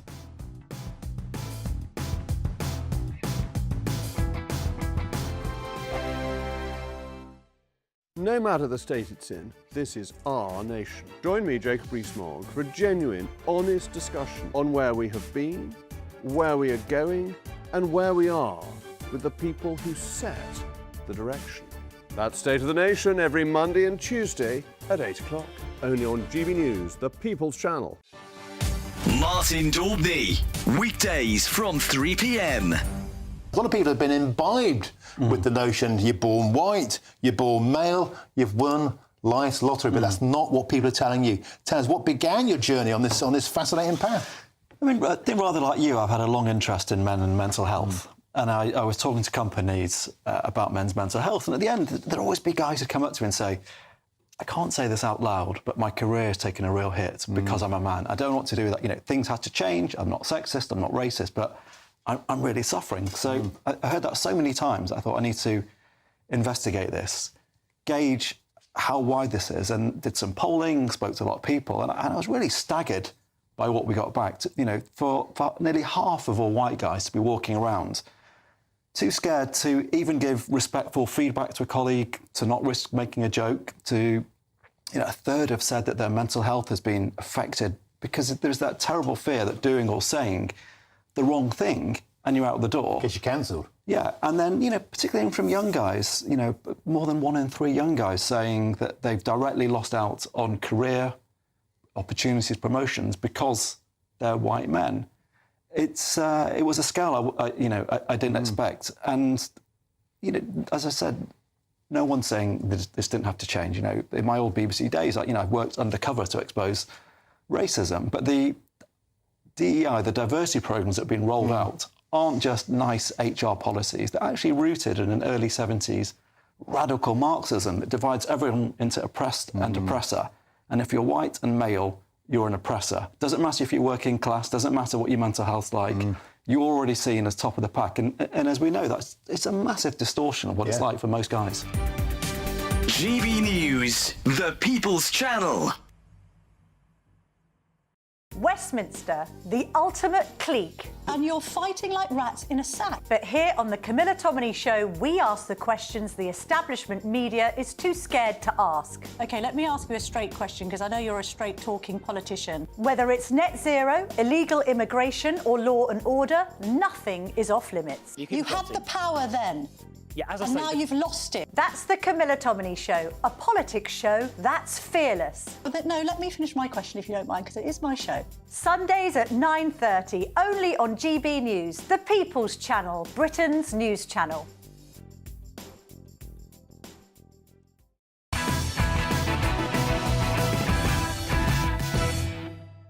Welcome back. OK, so coming up shortly, on the front of the Daily Telegraph, there's some breaking news, which is it appears that Rachel Reeves has lost a battle with Ed Miliband, the net zero zealot.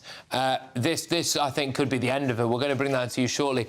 But first, France has pledged to start intercepting small boats for the first time. Officials in Paris have pledged to deliver a plan within the next 6 weeks to address illegal channel crossings. So the French are now saying that they're going to focus on actually genuinely stopping these boats in the water as close as 300 metres from shore, aiming to stop the crossings before they even begin. This is according to the French Interior Ministry. Now this, on paper, sounds like good news. In practice, I think the French are going to do absolutely naff all. Well, look, no, come on. Because the problem is that the law in France is the police are not allowed to intercept the boats once they're in the water. So what's been happening recently is they've come out of little side estuaries. Yeah. People have waded out, and so the boats are already there. And there's nothing the French legally can do. Now they've went changed. there, and they're lining up boats on basically what a glorified canal. Why are we giving them 480 million well, quid this is the thing. So this is the first bit potentially where we're going to see, and it comes after 1,200 people crossed on Saturday. Yeah. Do you believe we're going to see anything the French doing here? Because if I was the French, all I'd say is, whoopsie, couldn't have stopped that boat. It's more than 300 metres out. So if we're going to earmark 480 million quid for this, I would like it not to be a generic deal that they can weasel out of. I'd like them to be treated like Deliveroo drivers. We'll pay them for each boat they can prove they have brought back onto French shore, right, on a gig economy basis. You show us, and I don't know what the price would be, but for each one that you can clearly show, and we'll have a British official there on the beach, tick that off, well done, you've managed to get one boat back, that's X, you've managed to get a second boat back, that's Y. Fair enough, we'll pay you for results. When British troops were airlifted into France to commemorate D-Day, this is a couple of years ago, when they landed, French police and border force were at their landing site to check all of their passports. They'd just come out of a British military plane and there were soldiers taking part in a D-Day ceremony, and the French checked their passports. Well, Boris Johnson screwed up our relationship with France.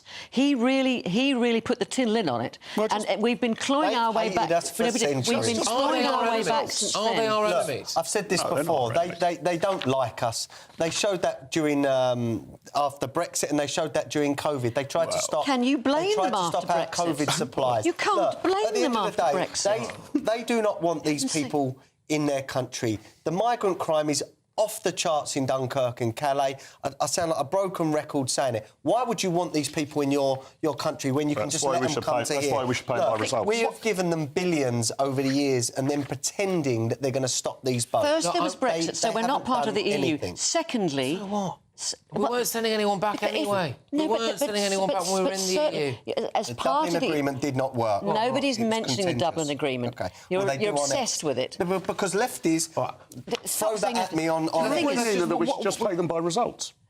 I think it's a very good idea. But the thing is, we are trying very hard to repair the damage that Boris Johnson and many others have done. So what do we have to do? Take boatloads of Afghan men every day? No, hang on a minute. Flagellate myself with Iranian men. Hang on a minute.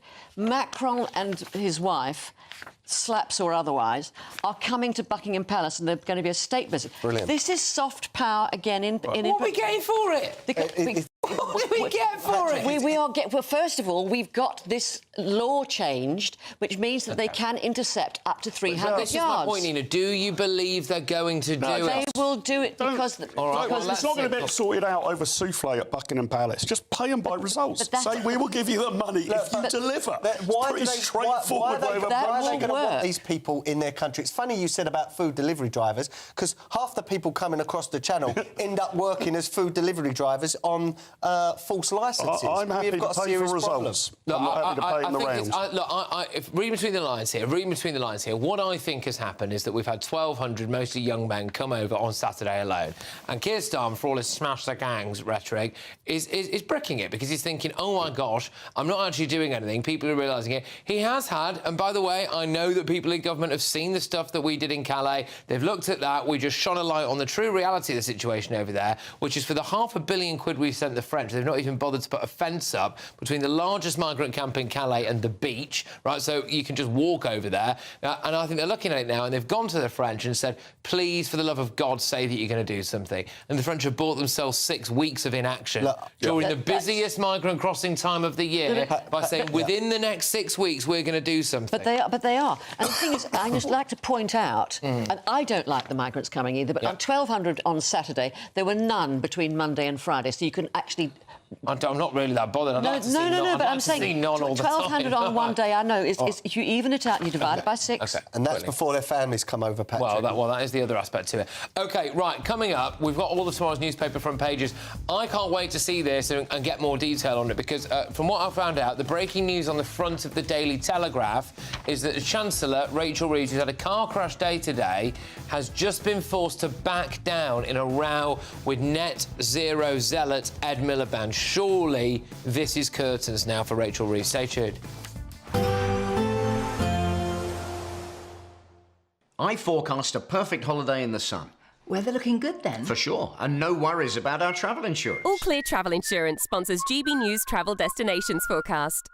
Severe thunderstorms are set to continue across parts of Europe, bringing large hail and some frequent lightning, but elsewhere plenty of sunshine with temperatures on the up. And that's the same for Madeira, across the Canary Islands, and most of Portugal and Spain should see plenty of warm sunshine. But it's really across southern parts of France, southern parts of Germany, northern Italy where there's a risk of severe thunderstorms. But elsewhere across central and eastern parts of the Mediterranean, plenty of sunshine and temperatures up day by day, which means it's going to feel very warm in that sunshine too. All Clear Travel Insurance sponsors GB News Travel Destinations forecast. Hello there, good evening. Welcome to your GB News weather update from the Met Office. As we head into tomorrow, it's going to be quite a wet start for many areas, turning a little brighter into the afternoon, though we can't rule out a risk of some blustery showers. The reason for all the unsettled weather? Well, it's all thanks to low pressure situated to the north and at times this evening dragging in longer spells of rain across from the southwest. For a time, any showers easing away this evening, but soon being replaced by further outbreaks of rain, all moving through from the west, leading to a very wet start across Northern Ireland, most of England and Wales, but a few more clearer skies across parts of Scotland. Away from the northwest, though, plenty of showers moving through here, but with all the cloud and rain, it's set to be a rather mild start to Thursday. But for the morning commute, it is going to be fairly wet. Now, winds should be quite light, though we could still see some quite heavy outbreaks of rain, particularly across any high ground as this area of rain sweeps its way eastwards, eventually clearing the far east of Northern Ireland, but then pushing back into northern parts of England. A little drier and brighter across parts of Scotland, but still plenty of showers across the northwest. The odd one or two heavy, and it could still be quite breezy around exposed coasts of Scotland.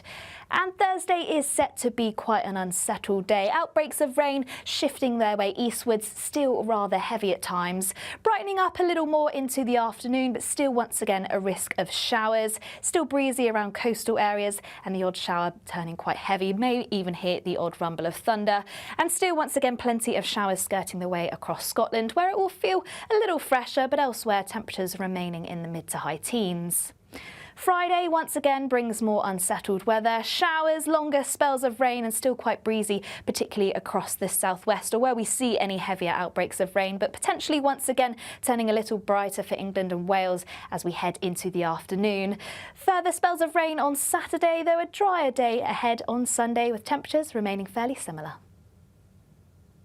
Hi, I'm Michelle Dewberry and my show is your opportunity to cut through all the noise and dive in headfirst to some robust debates. Ideas clash. Situation, isn't it? Because the failure is... You're deliberately avoiding my point. Nothing's held back. And if you think this is the end of it, wait for more. And we do not shy away from the difficult stuff. Sometimes I want to shake people and say, if only you understood. So join me on Dubes & Co. weeknights at 6 p.m, only on GB News, Britain's news channel. Good Afternoon Britain isn't just about us. The wonderful thing about this programme is it's about everyone watching. It's an interactive programme. Well, there absolutely is something to see here, and we're going to be talking about it more. Whether it's breaking royal news, please bring us up to date, or indeed a particularly punchy speech in the House of Commons. Very, very curious. We bring it to you live, and then we bring you live reaction as well. That's Good Afternoon Britain, weekdays from midday. Only on GB News, the People's Channel, Britain's news channel.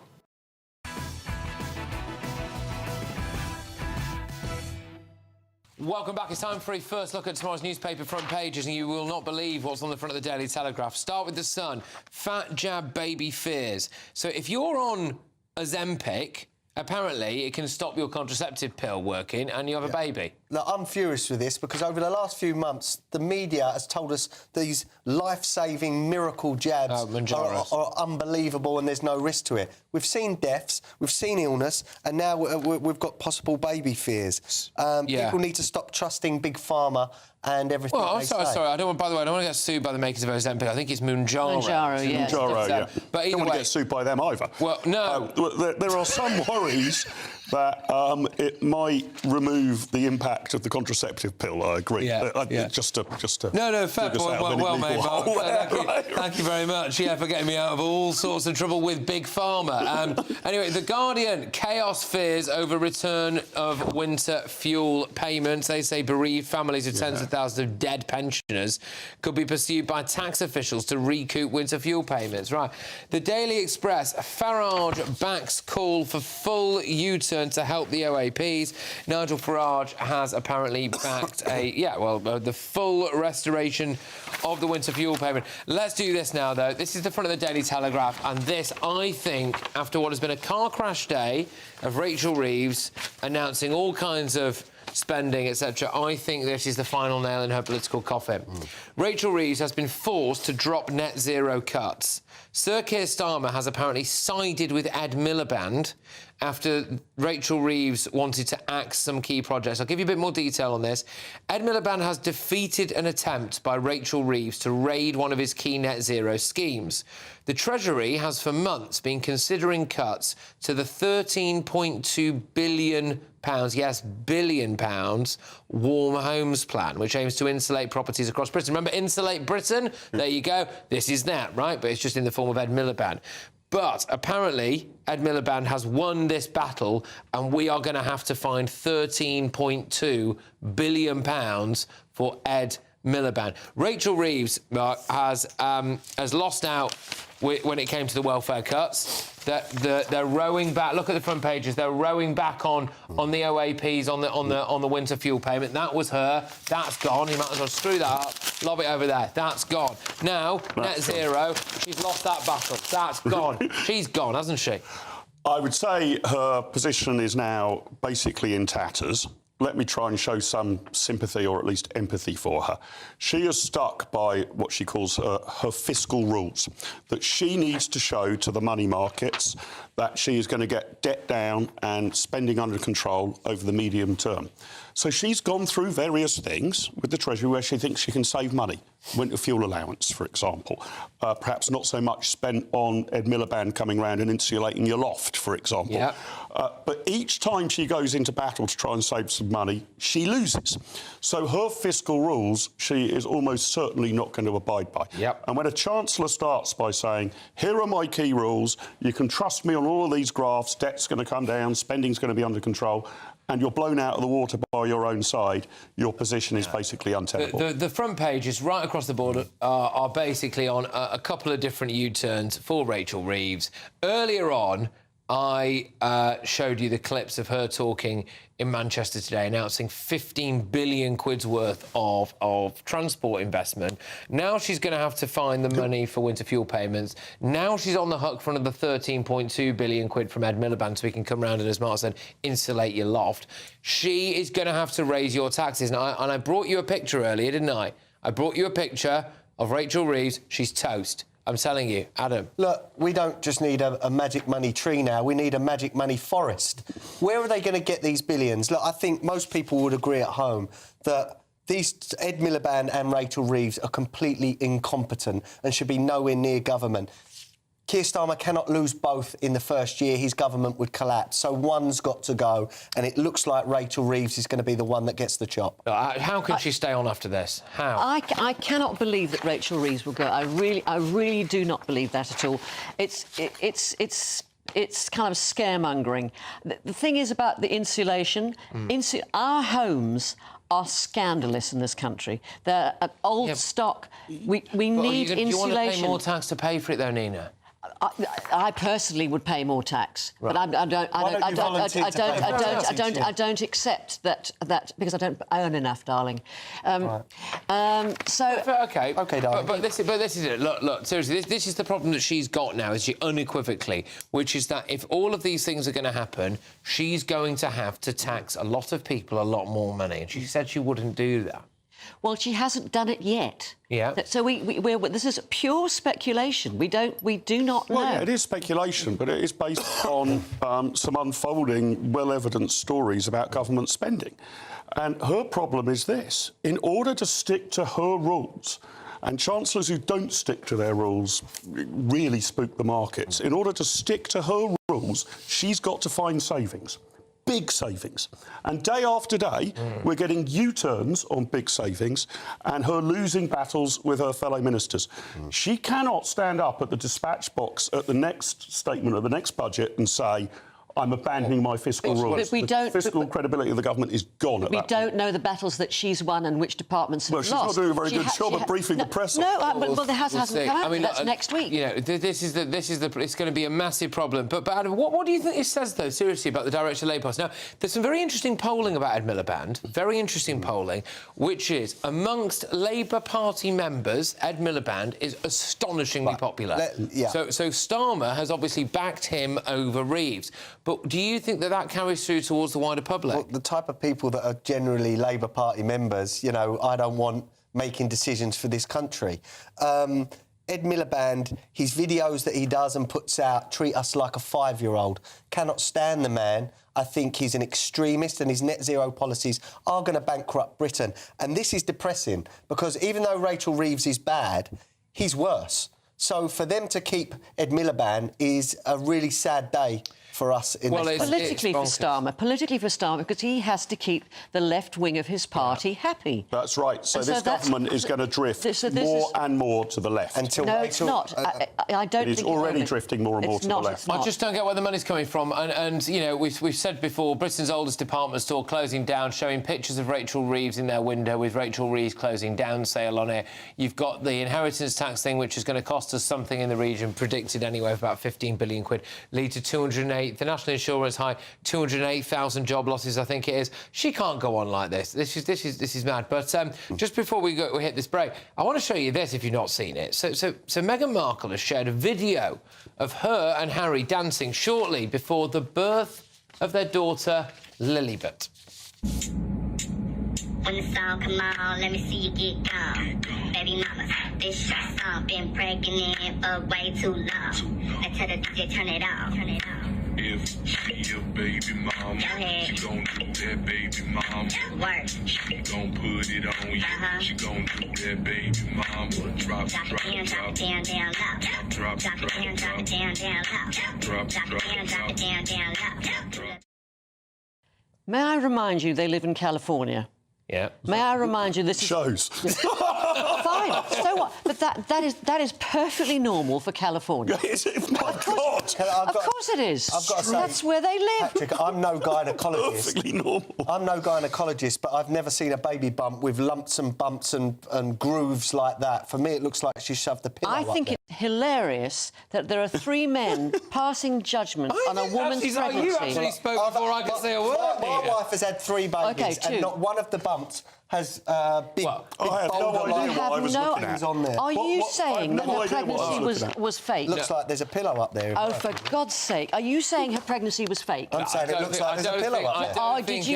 I don't think anyone is saying. I'm saying that doesn't look like a baby bump. So what are you saying? Tell me what we were looking at. What we're looking at is a good job. It's time for a break. This is like a Christmas dinner where everyone's had a little bit too much, right? And at the end, there's one bloke who's like, "What am I even looking at?"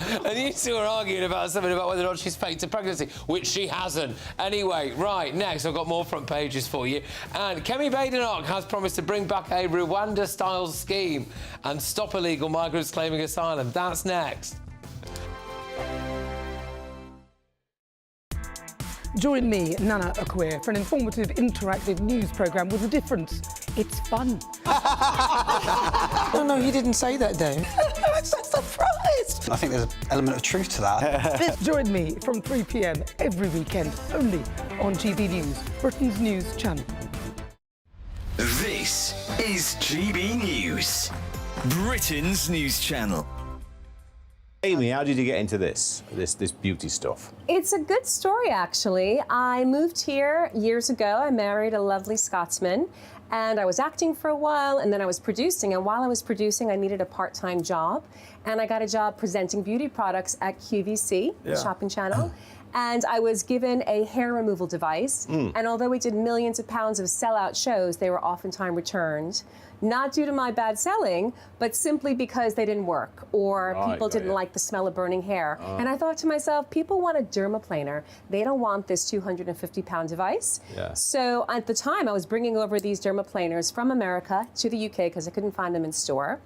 And then I thought to myself, light bulb moment, let me start manufacturing them because I truly believe everyone needs a dermaplaner in their routine. A dermaplaner, that's the future. Dermaplaner. But you're from America, the US. Yes, I'm from New York originally. And don't like to bring this up, Amy, but somebody tells me, I think it's James, our producer, that you were a career criminal back in the day. Is this true? Let's just put this to bed. Okay, it's semi-true. Career criminal. Semi-true. Semi-true. Okay. I did get issued a summons. Okay. I was a bartender briefly. And I had to do community service for a day. I was issued a summons because there was a sting operation at a bar that I was working in as a bartender. And I served someone underage.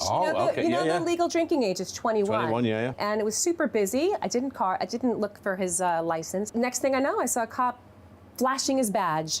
And I thought, oh my God, don't you have criminals to arrest, not me? Proper criminals. But Proper criminals. We believe in second chances here on GB News, especially on this channel. This is why we've got you behind the bar, even though you've got a dodgy past. You put that to bed, haven't you? GB News, the People's Channel.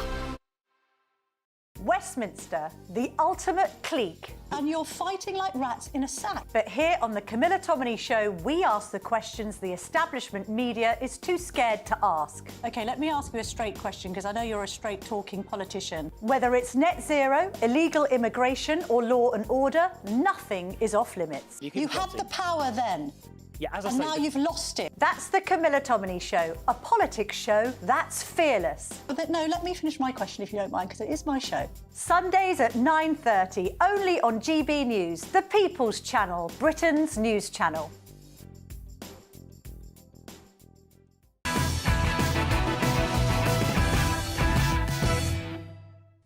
Welcome back. Let's round off tomorrow's newspaper front pages. The I paper. Pensioners on disability and housing benefits in line for winter fuel payments. So the idea the winter fuel payment is going to return, but for the most needy. The Metro, 15 billion quid to get Britain moving. Rachel Reeves unveils a major transport plan. Yeah, I mean, that's one way of selling it, I suppose. It's exactly the same as what the Tories did in 2023. But anyway, The Independent. Warning of more cuts after Reeves rules out tax rate. Look, if she goes that way, I'll be amazed. What's she going to cut? Anyway, The Times. Pensioners face tax hit for winter fuel U-turn. Putin has revenge on his mind, says Trump after 75-minute call. But we're going to zone in on the Daily Mail because they've gone with battle lines drawn over immigration. Keir, planning legal crackdown on migrants exploiting right to family life. Kemi, pledges to revive Rwanda-style scheme and ban illegal arrivals from claiming asylum. Mark, do you think the evidence is increasingly pointing to the fact that maybe, just maybe, Rwanda would have worked? Yes, I don't think the evidence is conclusive, but I think it's strong. And I think the Labour Party might now be regretting that they abandoned the scheme so quickly. It's expensive, but it acts as a deterrent. Whether it's Rwanda or some other offshoring that you need to do, I can't see any other alternative to that. I'm also completely with what's being trailed here that Kemi will say, which is, if you have arrived here illegally, we will not entertain your asylum claim. Yep. You have to arrive here legally to do it. So if there's any very, very clear message, you get off a boat and arrive illegally on Dover Beach, we're not entertaining your claim. Labour scrapped that law. Correct. They scrapped that law. And let's remember, there's interviews, I think might have been on this channel, where migrants said that they was worried about coming over because of Rwanda at the time. It was a deterrent. Anyone with a brain knew it was a deterrent, but the left just said, they'd crunch the numbers and say it was X amount per migrant. It was a deterrent, and it's cost us Adam, land. might I remind you that the number of places in Rwanda... It was a deterrent. The number of places was a plane load. It was no more than 300. And migrants said they were scared to be deported to Rwanda. This was migrants on the beach of Calais. Rwanda would never work. Very early stages of the scheme, which literally didn't get off the ground. Right. The idea that you got to offshore has to be re-embraced. Yeah, I mean, look, Nina, you're obviously of the view that it wouldn't have worked. No, it wouldn't have worked. And besides, it was a British court that deemed that Rwanda was not a safe place. And it isn't. There's a huge war going on with the Congo. There's a huge war. The Arsenal Football Club tell us to all go holiday in Rwanda. Is it Rwanda? Not a safe place, come on. Arsenal Football Club fans also riot in the streets, don't they? Take that up with it. Well, the level of hate you're about to receive on social media is... I don't look at it, and I couldn't care less. Anybody I don't know, I don't care about their opinion. Just for the sake of clarity, I don't think Nina genuinely meant that all Arsenal football fans go out and riot on the streets. But some do. But, well, whatever. Right, I'm done with this. OK, so you've dug your own hole, Nina. Right, no, but this was an astonishing moment that Met police officers took down a mobile phone thief. He's now towards Leicester Square. It's high risk through pedestrians towards Trafalgar Square.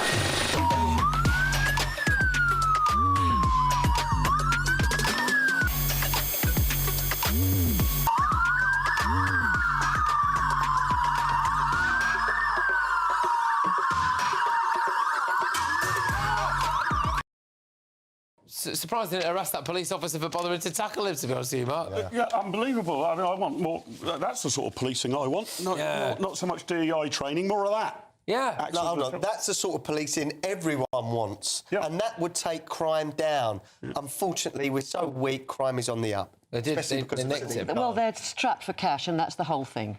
That's the awful thing. The Tories depleted the police force. Well, that's McCann, who's the head of the police. What about him? And you're not going to blame police him officers either? you've got? More of that, please. Less of the other. He's not been given enough money to pay for it. More money. We are whizzing ourselves over now to headliners. Headliners is up for the next hour. It's Paul Cox who's hosting tonight. Paul, fantastic stuff. What you got on your show? Oh, well, we've got Josh Howie and Jonathan, the Ofcom liability Kogan, on the show tonight. So it's going to be absolutely marvellous stuff. Of course, we've got all the front pages. We've got all the juicy stuff within there. And, of course, we're going to be discussing what colour the new Black Panther's going to be, Patrick. That's going to be a lot of fun too, I think. Interesting. Well, I'll tell you, I'll be tuning in for that. I always do make sure I tune in and watch headliners or listen to it on the drive home as well. So thank you very much. Make sure you keep it GB News for the next hour, the perfect way to round off your evening. Paul and the gang with that wonderful headliner team. Thank you to our wonderful panel. Thank you. Thank you to everybody at home or listening or wherever you are. I will see you tomorrow at 9 p.m. Take it easy.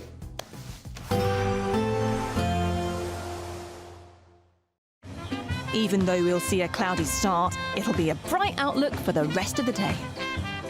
Boxed Solar, sponsors of weather on GB News. Hello there, good evening. Welcome to your GB News weather update from the Met Office. As we head into tomorrow, it's going to be quite a wet start for many areas.